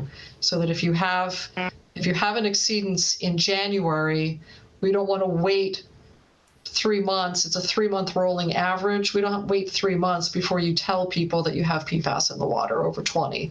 Right. So if you get over 10, we put you on monthly sampling. And that way we're in a position to provide notice to consumers as soon as possible if it does go over 20. But you're not even over 10. Yep. So Westborough is going to be doing quarterly sampling for the next year, and will then say, this is our number. Our number is 4 at this well, it's 4 at this treatment plant, and 6 at this treatment plant, whatever the numbers were on the chart. We are reliably and consistently there. So we are not going to exceed the MCL. And at that point, under standards yet to be defined, we will be able to grant waivers of the annual and to put you on an every 3-year schedule. Okay, thank you. Right now, it's quarterly. And so, Chris, as we're thinking about going out to bid, right, for our water treatment RFP, right, for that new vendor, correct? We are, yes. It's in Right. process, yes. So has this, has like the filtration capability or the experience of vendors that operate in this space been discussed now that we have this information about our water? No, we haven't. No. Okay. I mean, the RFP is out, and so now we're waiting on proposals. So we have not addressed this with any of the potential proposers. Okay. And it sounds like, again, I understood the carbon filters. What was the other type of filtration or system that you can do? Ionic something? Ion exchange. Exchange, okay. So it sounds like those are physical changes that would need to be made to the water treatment plant or plants systems. So that would be incumbent upon, I guess, us as a town to make those changes. And then the vendor that we're hiring That's right. actually is managing it. Yeah, so those would be capital projects that we would fund. However we do that, we would manage that project, execute it, and then, Okay, and the operator would then just continue the operation of it. okay, all right. Okay, but I would imagine that this is something, it sounds like, given if they're operating in Massachusetts, they're well familiar with these, with the regulations and the standards. So, okay, Yeah. thank you. Yeah. Yes, and Syed, final question? Yes, sorry, Chris, I'm sorry, this may be something I should know better. I know that the sewer we share with Hopkinton, but do we share the water? Is the water treatment, is that just ours? The water treatment plant, is that just Westborough's alone? Is that right? Yes, it's just providing water to Westborough. Okay, and my second question is, will with regards to the testing or going from potentially quarterly to yearly, will that decision come back to the board, or will that be a decision that will be made by the DPW? It would be a decision made by DEP. By DEP. Okay, and is the town informed about, like, will the board be notified? Hey, we're going to be moving from quarterly to yearly. DEP sends the water suppliers every year a sampling schedule. It says you have to sample for all these things at this frequency. So we would change the sampling schedule and send it to the DPW. Say, here's your new sampling schedule. And sorry, just to be clear, if I heard that correctly, it would go not to annually, but to every 3 years if we were under. Sorry, yeah, right. If we were. Right. But I think the message is, yes, there's a communication change, it goes to DPW. Right, and I have, if my camera was working, I could show you my flow chart about how and when you do quarterly, monthly, annual, triannual. So I would just, at some point a year from now, we will have this chart filled out better, but you are not stuck in quarterly forever is the message. I think, Chris, what you're hearing from certainly the board is we'd love an update, as that comes through, just to understand what that new schedule will be, or if it's the same changed. Well, DPW will get notified by Mass DEP, and then Chris Yeah. can let us know. So That's what I mean. Yes. pretty straightforward. Yeah, exactly. That's what I'm saying. So we'll see him hopefully in a year. But One more late night, Chris. yeah, exactly. Okay. We are well over our allotted time, but certainly wanted to allow for this discussion. I think it's really important. I want to I just want to make sure one final look through the board. Were you good? Good with questions? Yep. Okay. I want to thank Josh. You've been quiet, but thank you for attending. We see you there as a J. So thank you for being on the call. Hi, thanks for having me. All right, thank you. And thank you for your work to pursue funding to address this. So thank you for jumping all over that. Chris, thank you as always. And Mary Jude, thank you. We've all been educated tonight. Very, very helpful. Thank you. Yeah, and I apologize for the delay, the technical difficulties, and sort of the brain dump, but I wanted to try to get to everything that you might ask. But I'm certainly, like I said, Christy knows how to find me, Chris knows how to find me, and if you want to just send me some questions in writing, happy to do that too. No, I appreciate the, I certainly feel smarter walking out of this meeting and understanding, certainly PFAS, you've made it easy for us to understand, the public to understand, and want to refer the public also back to Mass DEP PFAS if you're going to Google something about this. Perfect. And the board, as always, through our town manager, remains accessible to questions, as does our DPW director. So appreciate the Great. transparency and the delivery of this information to the public. All right. Great. Thanks for having me. Thank you. Have a great night. Thank you. You too. Thanks. Okay. All right. Back here, hopefully make up a little bit of time for everyone's interest here. So we are going into the fails easements.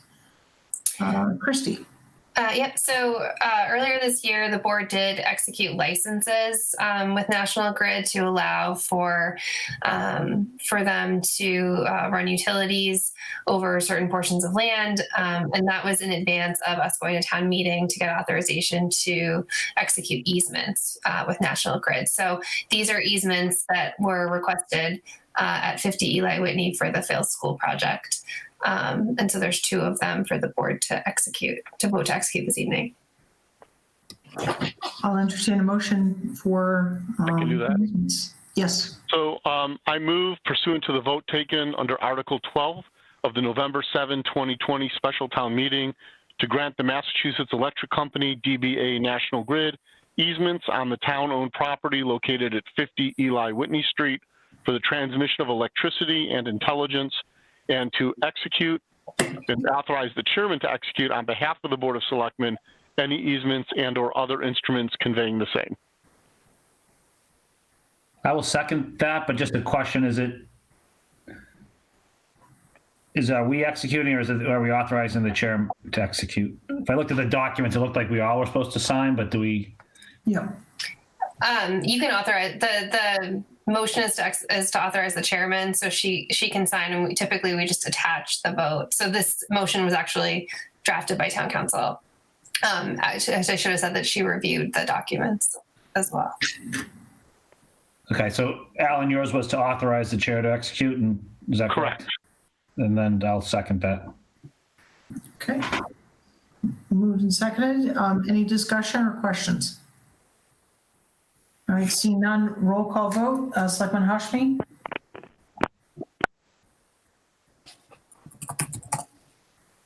Selectman Hashmi? Yes. Okay, thank you. Selectman Johnson? Johnson, yes. Selectman Edinburgh? Edinburgh, yes. And Selectman Marshall, yes. 400, the motion passes. Okay, thank you. Moving on to our next agenda item, discussion vote to approve local initiative program certificate for 112 Dean Shattuck Way, Unit 254. Christy? Yep, so this is just to execute, this is for the board to execute or to authorize me to execute the compliance certificate for the LIP for the affordable housing unit located at the 112 Shattuck Dean Way. Dean Shattuck Way. Dean Shattuck Way, thank you. Unit 254 specifically. Yeah. So I'll move to authorize the town manager to execute the local initiative program compliance certificate for 112 Dean Shattuck Way, Unit 254. Edinburgh seconds. Okay, seeing no questions or discussion, roll call vote. Selectman Hashmi?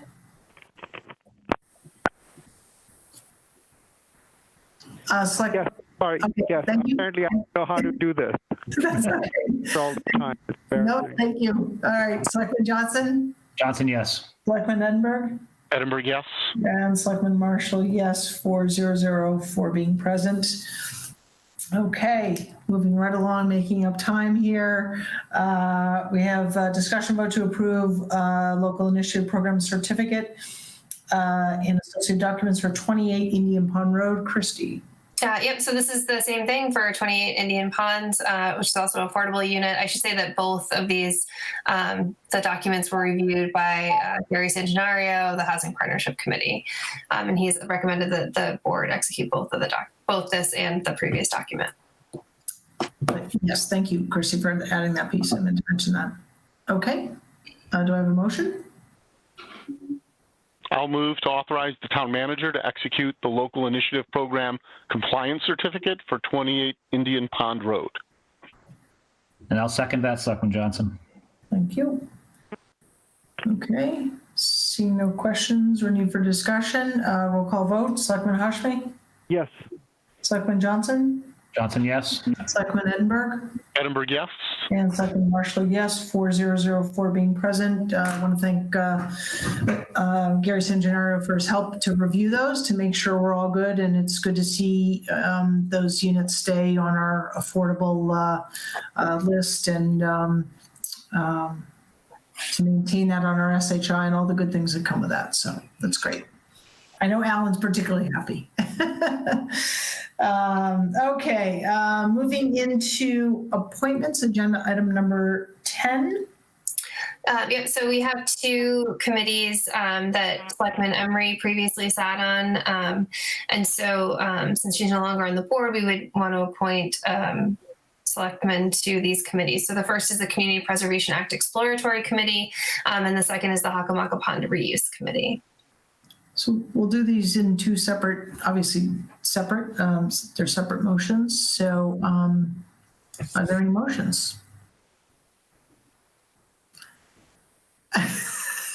So go ahead, Alan. Yep. Well, I was going to say before motions, I'd say I'm interested in hearing who among us might be interested in serving in these two roles. Given that, we have committee assignments and liaison assignments going already. The CPA Exploratory Committee is of interest to me. The Affordable Housing Trust and the Housing Partnership Committee already have a representative on that committee. So there's cross-pollination there, and with the amount of work getting the Housing Trust up and running, at least for the next several months, I don't think I could give this committee the time it would need or deserve.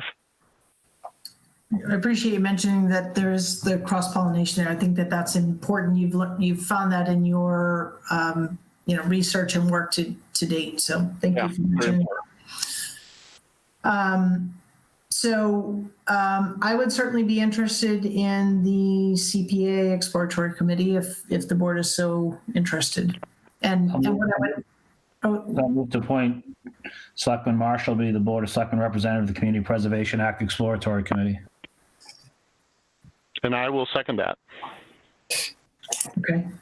So my only point of discussion is that, I think, and we've talked about this with the liaison program and and just committee work in general. We're coming upon an election, and I think it's going to be so important for us to have a full board once that election takes place. And so as we look at a full board, I think that we should take a fresh look at committees in general, just to make sure our alignment is balanced among the selectmen. And so, I'm certainly happy to stand in, but want the board to understand that should I return to the board, I'm happy to relinquish and share. But I appreciate the confidence. Any other discussion? Okay, roll call vote. Selectman Hashmi? Selectman Johnson? Johnson, yes. And I'm also yes. Okay, thank you. Thank you, Sam. Johnson, yes. And Selectman Edinburgh? Edinburgh, yes. And I will support that with yes, 400 for being present. Okay, next item, Hakamaka Pond reuse and discussion, I guess, first by the board. Yeah, I should have said this earlier. I mean, we have coming up later on the agenda is the kind of land prioritization open space presentation. And, personally, I was interested in that. If others are interested, I'm fine to take Hakamaka Pond, but my first choice would be the land prioritization representation as a selectman. But if others, again, just as a lot of work you're doing already with a lot of the land stuff, I just felt it was I've enjoyed it and yeah. Okay. Well, I will make it known that I would love to be on the Hakamaka reuse. I think it's a really interesting project.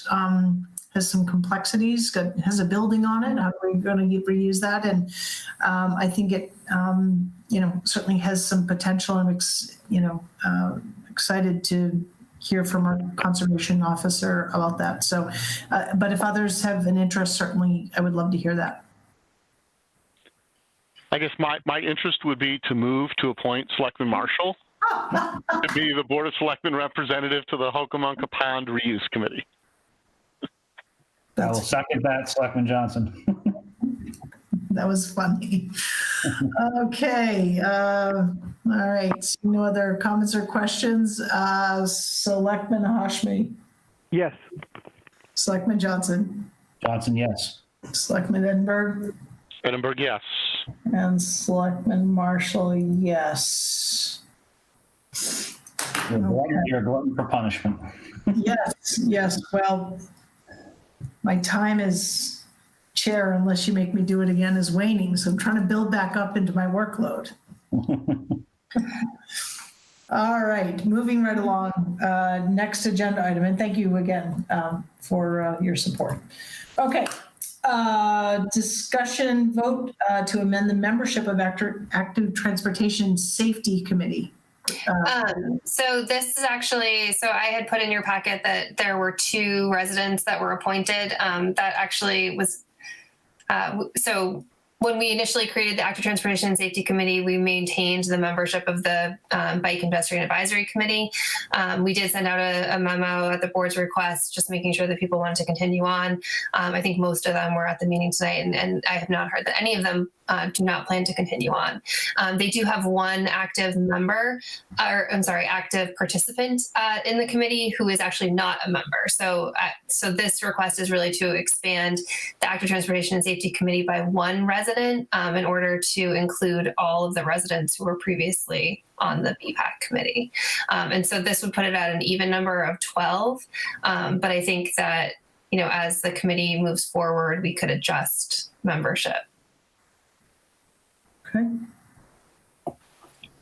I will move to increase the membership of the Active Transportation and Safety Committee to 12 to include 1 additional resident. Edinburgh seconds.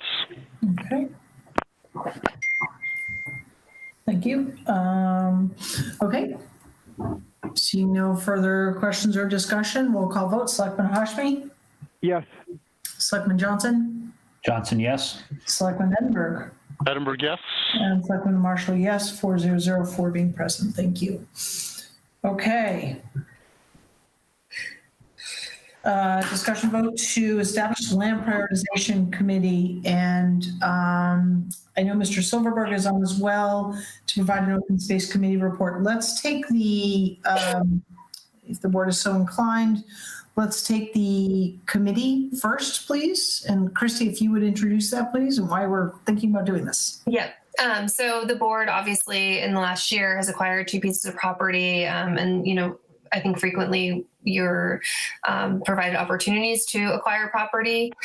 In 2001, we had what at the time was called an expanded 61A committee, but really that committee was looking at different parcels in town that might be a priority, and their charge was to develop a 25-year plan. And so part of what they did was they talked to different departments about what their needs might be over the next 25 years. So we're 20 years into that report. And sort of given where we're at, I think that it's time to talk about bringing this committee back to create this sort of land prioritization updated report. And so my recommendation, and it was a smaller committee at the time, but my recommendation is that the board create this committee to create this report, which would include the chief assessor, a representative from DPW, a representative from recreation, open space committee representative, conservation representative, Walkup Robinson, planning board, school committee reps, and also a selectman. It's a great idea. Would the board like to discuss this first? Or? Well, yep. I guess my question sort of about this, and knowing that, in 2001, it was an expanded 61A committee that identified parcels, identified priorities. I know that the Open Space Committee has been also looking at parcels and identifying and prioritizing them. And I'm just wondering, what has been the relationship between, the 25-year look forward and the month-to-month, year-to-year work of the Open Space Committee, and what do we expect that relationship to be going forward? I would say that the Open Space Committee has the Open Space and Recreation Plan, which is what clearly identifies the priorities for the Open Space Committee. Certainly this committee that we're talking about would be looking beyond just opportunities for open space and recreation, but other needs. I don't know if Mark wants to add any comments, but I think, certainly in including members of the Open Space Committee on this new committee would be for the purpose of making sure that those priorities are aligned.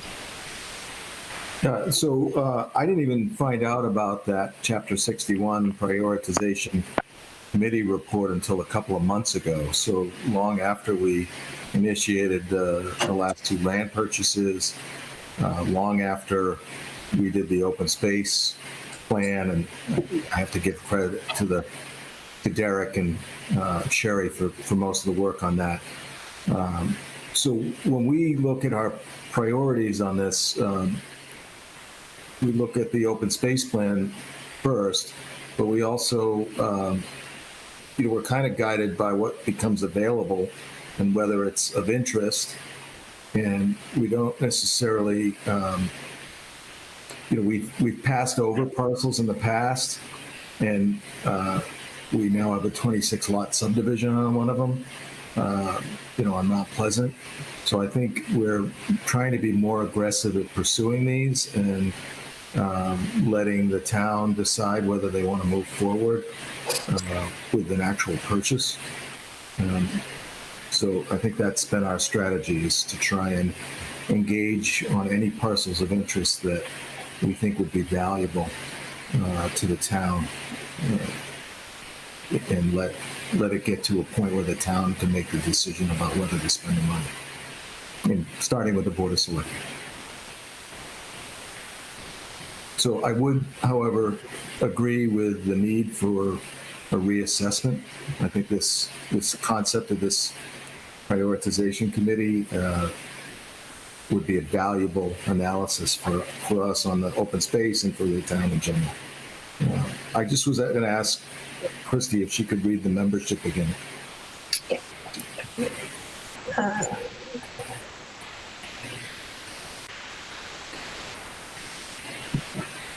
Selectmen, school committee, planning board, Walkup Robinson, conservation, open space, recreation, DPW, and chief assessor. Okay, great.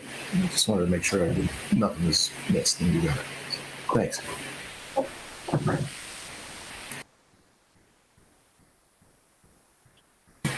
So I'm sorry, that's all I have for, from that standpoint. Did you want me to talk about the? Let us just have this discussion, and we'll move to the open space. That's what I thought, Shelby. Yeah, thank you. Yep. Okay.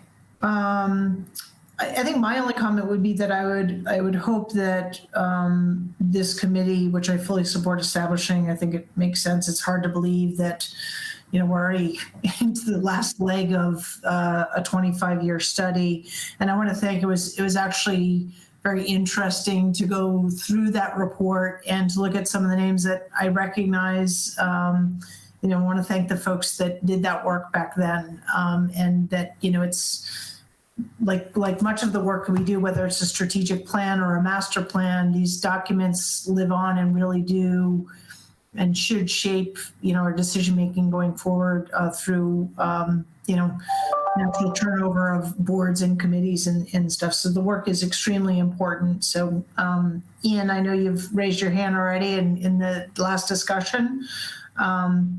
So I'll entertain a motion if someone wants to make it.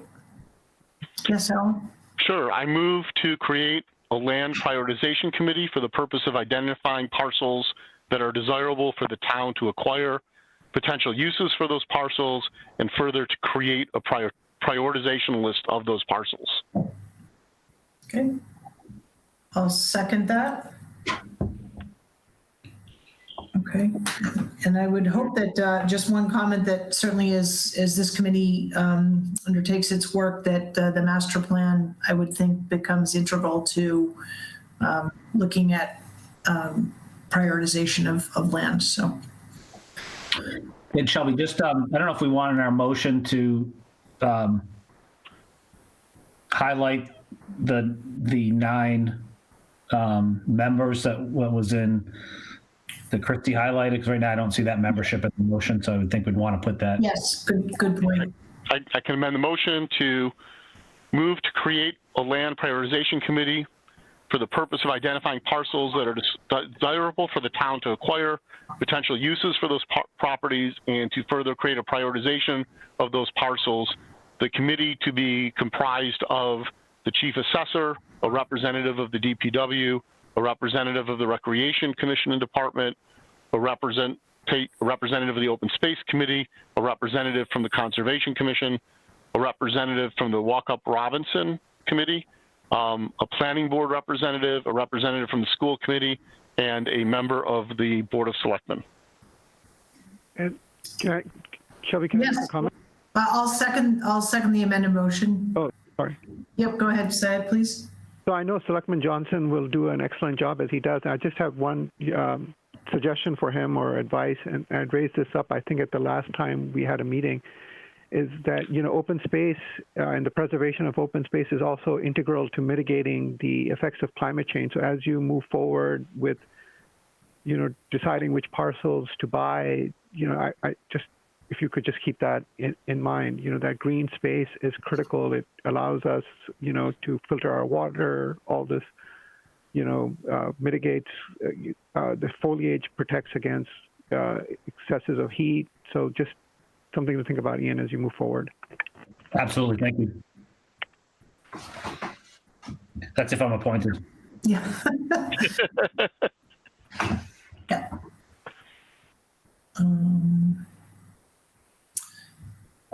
Yes. Okay. Roll call vote. Selectman Hashmi. Yes. Selectman Johnson. Johnson, yes.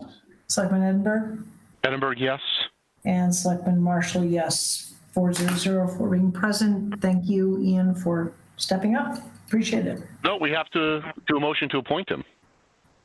Oh, God. Sorry. I'll do that. I move to appoint. I know we're done with that. Thank you. I move to appoint Selectman Johnson as the Board of Selectmen representative to the Land Prioritization Committee. Second. Okay, roll call vote. Selectman Hashmi. Yes. Selectman Johnson. Yes. Selectman Edinburgh. Edinburgh, yes. And Selectman Marshall, yes. Ian, officially, congratulations. Thank you. Important work. Always opportunity to be involved in the town, as Alan stated in the beginning of the meeting. All right. We are on to the Open Space Committee report on 103, 107 South Street, 0 Denny Street. Mark. Okay, so you'll have to bear with me. I'm not sure what needs to be discussed here and what needs to be discussed in later in executive session, but I'll report. Yeah, Mark, sorry. Yeah, Mark, it's really, I think we wanted, since the meeting, since Open Space Committee recently had its meeting and just had a public discussion about the property, we just really wanted to have you read out on that public aspect to the board so that the public could also be engaged. Yeah, and that's pretty much what I was intending, but you'll just have to let me know if I enter into grounds that might be better served for the executive session or not. Okay. So we met, Open Space Committee met on Thursday to discuss the parcel that is taxed as 103, 107 South Street. And can I present the map? Okay, let me just try and bring this up for the meeting.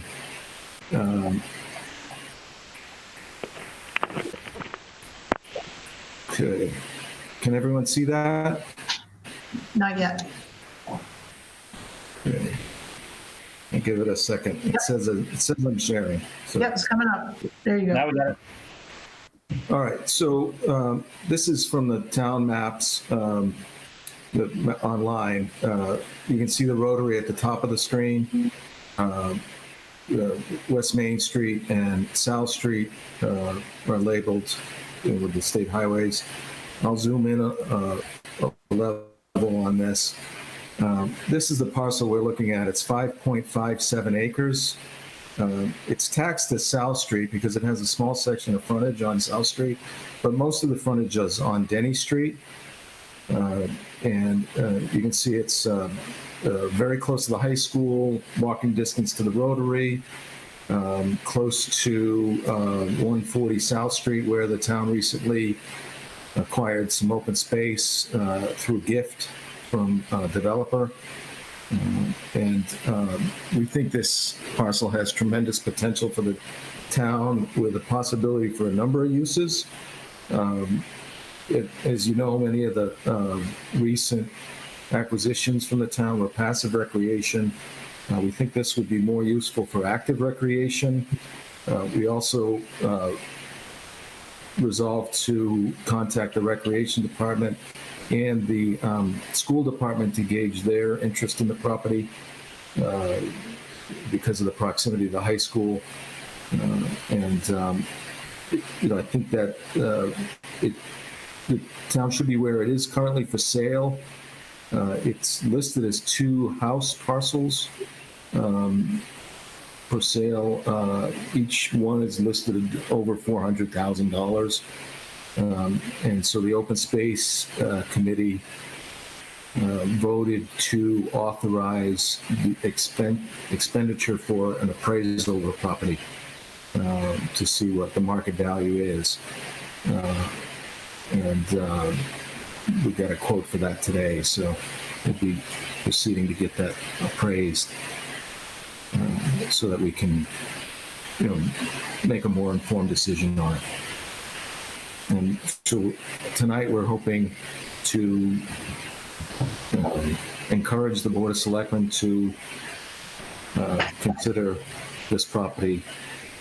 And I guess that's about the summary of what we discussed at our meeting. Thank you, Mark. Okay, I'll open it up to the board for comments, questions. Ian? Yeah, Mark, you may have said this, but is this a 61A parcel or not? It's not a 61A. It came out of 61A well over a year ago. Okay, so we have no right of... Shortly after. Yeah, we have no right of first refusal on it. Okay, thank you. That was one of my questions. Thanks, Ian.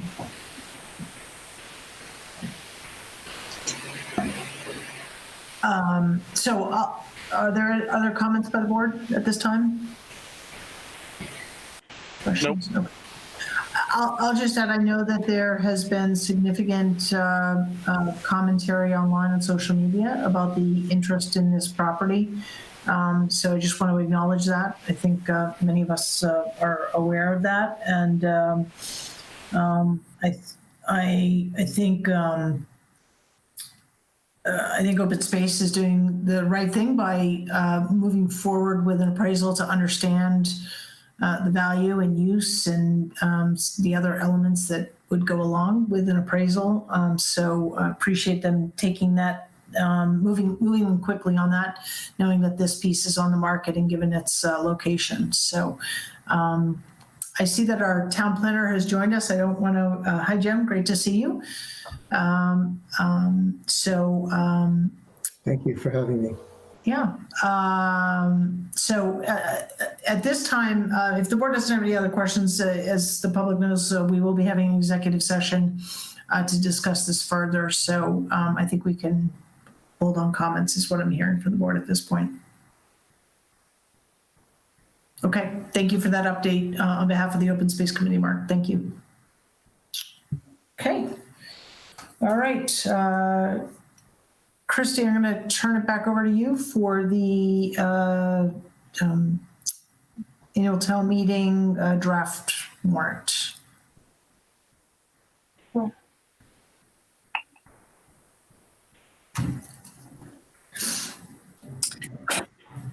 Okay. So I did send out to the board a draft warrant. I think there's 23 articles. I've already gotten some responses related to corrections and then additional items that might come up that would go on a subsequent draft. But this is the first draft of the annual town meeting warrant. So Article 1 is the town election, as we typically see. Article 2, the town reports. Article 3 is the fiscal 22 budget. I'll be giving the board a presentation of the fiscal 22 budget at an upcoming meeting, at your second meeting in January. We have the regularly recurring articles with the AFC Reserve Fund, restocking of Sandra Pond, tuition reimbursement, and then the request and approve the cable TV budget. Can I just, can we just hang on? Just, again, I know it will be quick, but could you just pull up the draft just so you can scroll through it? Oh, Alan, thank you. Yeah, just so folks can see it. I know we're going to go through this pretty quickly at this point. Hang on one second. All right, thank you.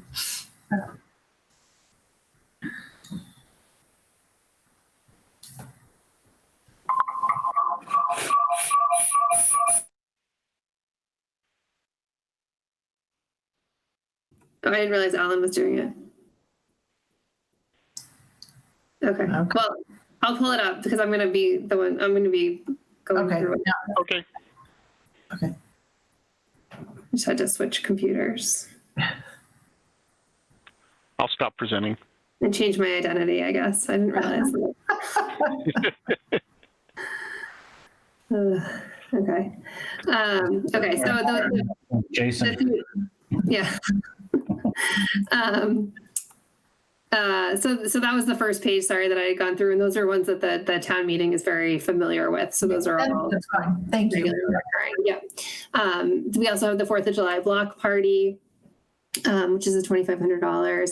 The Lake Chauncey treatment, which is, and just so I think the intention, and I'll let Shelby, confirm, but I think the intention is to just give you this update and we'll discuss them further, I think, at a subsequent meeting. Yeah, I think this is more of a awareness and lots of discussion to be had where it needs to be. Okay. Yep.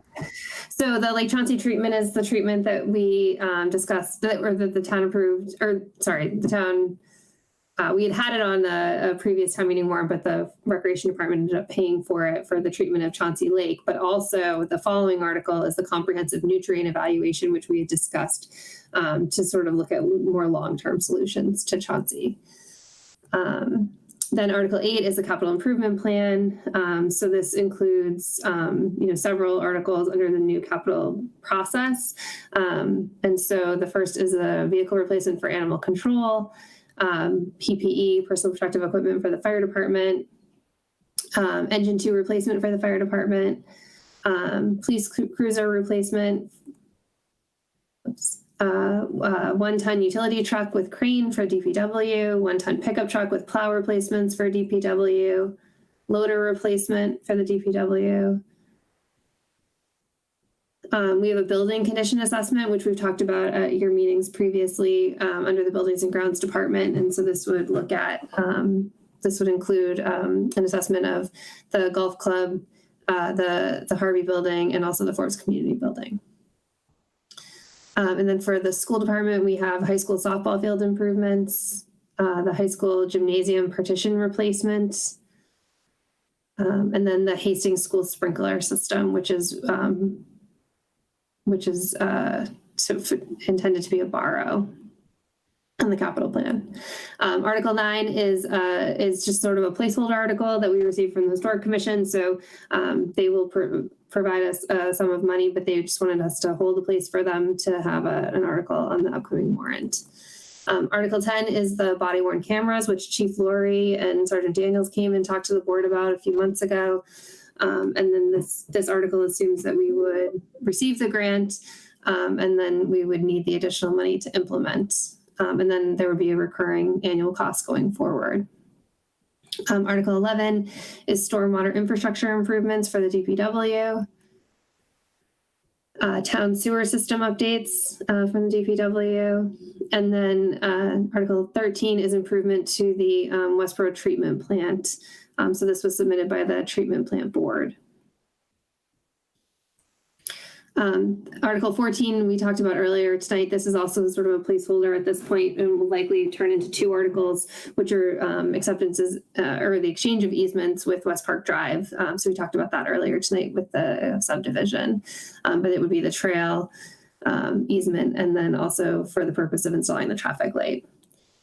Article 15 is the Town Seal Review Committee. So I'm sure the board will want to talk about the wording of this at a future meeting. But this was to create that committee that we've talked about how we might move forward with concerns about the Town Seal. Article 16 is to establish a disability commission. We've had that, we did have one previously, and I believe that it was rescinded.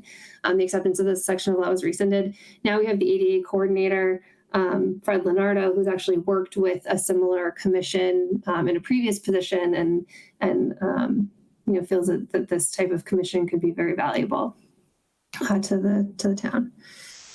Articles 17, 18, and 19 are all related to changing the Board of Selectmen to select board. And so town council is reviewing these. Well, they'll review the entire warrant, but specifically reviewing these at this time because we're preparing to provide Article 19 to the planning board so they can hold their public hearing because it's the change under the zoning bylaw. Article 20 is to create the facility revolving account. We did talk about this for the last town meeting, but we decided to hold off. This would be money coming in from renting our facilities going into an account that could then be expended for town facility maintenance and custodian overtime. Post-pandemic, we expect that people will be using our facilities again. Article 21 is an amendment to the general bylaw related to timing of the meeting and town election. So this is similar to what the board has seen previously. And I expect that we'll talk about this with the town clerk and the town moderator.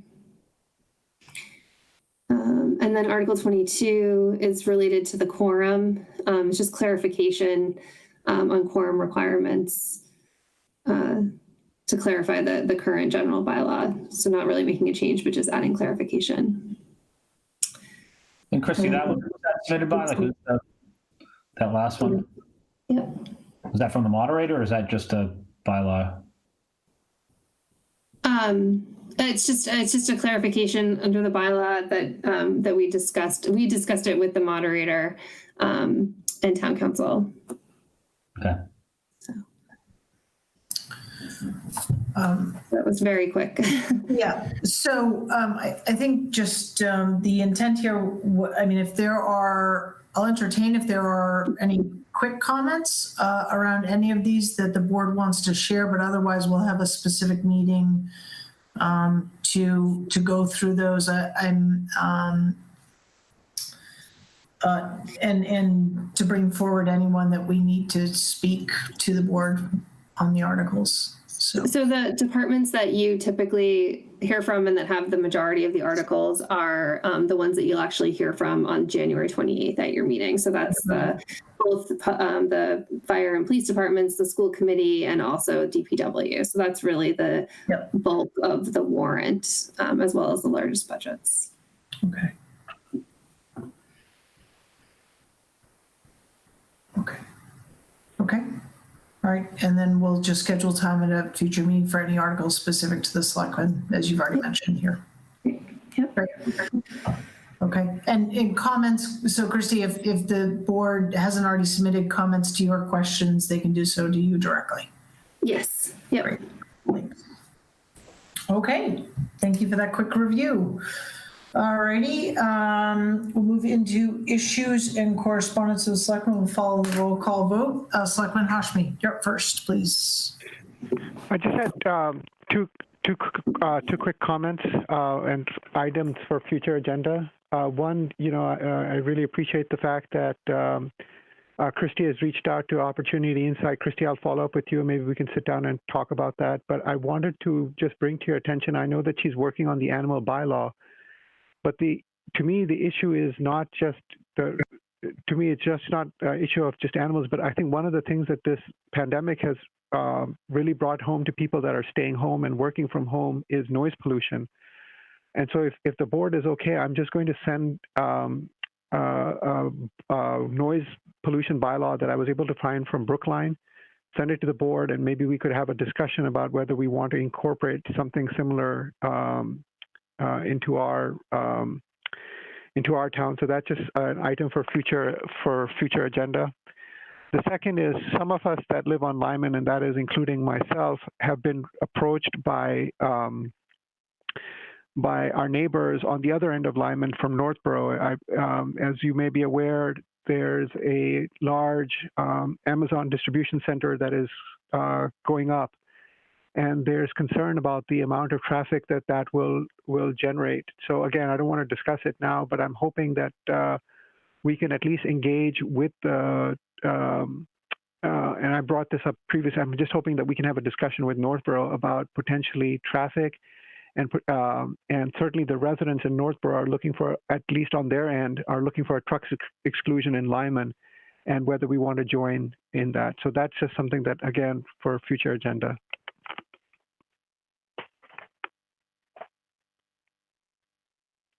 Hello? Sorry, I'm on mute. I was just making notes. So that's it for me. Thank you. Okay, thank you. Selectman Johnson. Yeah, just a quick thing, and others may have too, is I had a couple residents that had approached with, I guess, concerns or discussion about lights at the high school, and I believe there's discussions going on there, and the comment was, well, I heard the selectmen are going to do something about that, and I said, well, if we are, or something that I think it's kind of that reminder that we operate as a board and we haven't talked about it, and if we did, it was something we'd talk about in open meeting. But I also said it really doesn't come under our control. This is a school committee thing and a school committee decision and the separation of responsibility. So I said, one, we haven't talked about it as a board of selectmen. I don't believe that we would or it would fall under the board of selectmen purview. But just bringing it up because I think it seems like it's been an item of discussion out there, and just again, from a correspondence they received from say a handful, less than a handful of people. So it wasn't a ton, but just wanted to bring it up as something, and just what my comment back was. And I do believe that the correct course of action is to deal with the school department and the school committee. It really falls under their purview and not us as the board of selectmen. And that's all I had. Thank you. Ian, I'll just comment because if you don't mind, as a budding resident of the high school, I was volunteered myself to comment as a resident on my understanding of the lights, and having been in sort of community discussions when after the lights in the new stadium was put in place. I attended a meeting that the school committee hosted for residents that were concerned about the use of the PA system as well as the lights. And so seeing all the chatter online, I engaged in that discussion as a resident, not as a selectman. I certainly understand that we never divorce the two once you take on this role. And clearly referred everyone back to school committee and try to educate them on the process of making sure that they are raising those concerns not in a social media forum, but directly to the administration and through the right channels and so on and so forth. So fully agree with you about sort of separation of church and state, so to speak, that's not our role. I do think that there are still some questions that need to be addressed, but the public should be doing so directly through the school committee and through the administration and principal. So thank you for raising that here. Thanks. Yep. Alan. Okay, I will keep this quick, but I do have a few items. The Westborough Affordable Housing Trust is holding its first meeting this Thursday morning. So we'll be launching that effort and taking the steps necessary to file the declaration of trust and become fully operational. Westborough, and this is work that the town's been doing with the EDC, Westborough has been awarded a state grant to assist in filling vacant storefronts in our downtown business district. Our own EDC small business grant program has been expanded in funds and in capacity to provide the matching grants required by the state program. And so more will be coming out shortly on how businesses, on which properties are included in that and how businesses can contact the EDC to take advantage and be guided through that process. Additionally, through the EDC and our efforts there, the town has applied for a grant. I know this was mostly on the shoulders of town staff as well to do the grant application. Appreciate that work. Applied for a grant that will provide technical assistance in the form of consulting to assist with the planning of COVID-19 related recovery and other improvements to the downtown business district as well. And so there's some efforts underway there. The committee handbook, which we kept off the agenda this evening to save time. The current version, which is the latest draft at 6 or 7, I believe, but it's dated January 7th, is posted on the Board of Selectmen's page on the town website. Fellow board members as well as the public are welcome to read it. Email me with any comments or notes that you might have. This will be the third round of the second time for public, and it'll be a second opportunity for the board to provide comment and review. We'll collate those comments as well. If they could be back to me by end of day Monday, that would be great. Our objective is to then collate those notes and provide an updated draft to town council for review. Once reviewed by town council, we'll bring it back to a future Board of Selectmen meeting for a final comprehensive review and edits, and then we can move forward with approval and start looking at implementation. And then one final issue under correspondence. The Board of Selectmen had approved the placement of a menorah from Chabad House on the Rotary for Hanukkah. The holiday ended almost 3 weeks ago, and it's still there along with a sign, which we had requested not be there. On behalf of the town manager's office and the board, SELA has called them as recently as the 5th of January and emailed them as recently today, asking them to remove the menorah within the next 24 to 36 hours. I'm disappointed that we're having to chase and go after and make repeated requests for this to happen. So I would just ask if, for consensus here, that if the menorah is still there on Thursday morning, I would ask Christy to have the DPW remove the menorah and hold it for pickup at the DPW yard. Yep, seems reasonable. It seems unreasonable in the sense that we shouldn't have to have town departments do this for something that was put there and asked for us. So I hope that does not need to happen, but I think it's the right thing to do and it needs to come down. So. Yeah. Yeah, well, exactly. My sentiments. Yep. Agreed. And that's all I had. Thank you. Okay. I have nothing for issues and correspondence this evening, so. Okay, so I'll entertain a motion for executive session. Okay, I move pursuant to Mass General Law, Chapter 30A, Section 21A, that we adjourn to executive session for the purposes of discussing the purchase, exchange, lease, or value of real estate, specifically at the property known as 0 Ruggles Street or off Ruggles Street, as well as 103 South Street, also being referred to as 0 Denny Street, and to conduct strategy sessions in preparation for negotiations with non-union personnel, the fire chief and police chief. I will second that. Okay. Roll call vote. Oh, before we do, you have to make a determination. Oh, I'm sorry. Sorry. As chair determined, I determined that to continue in open session would be detrimental to our negotiation position, and so a roll call vote. Selectman Hashmi. Yes. Selectman Edinburgh. Edinburgh, yes. Selectman Johnson. Johnson, yes. And Selectman Marshall, yes. We are adjourned. We will not reconvene in open session. Sorry, I left that off.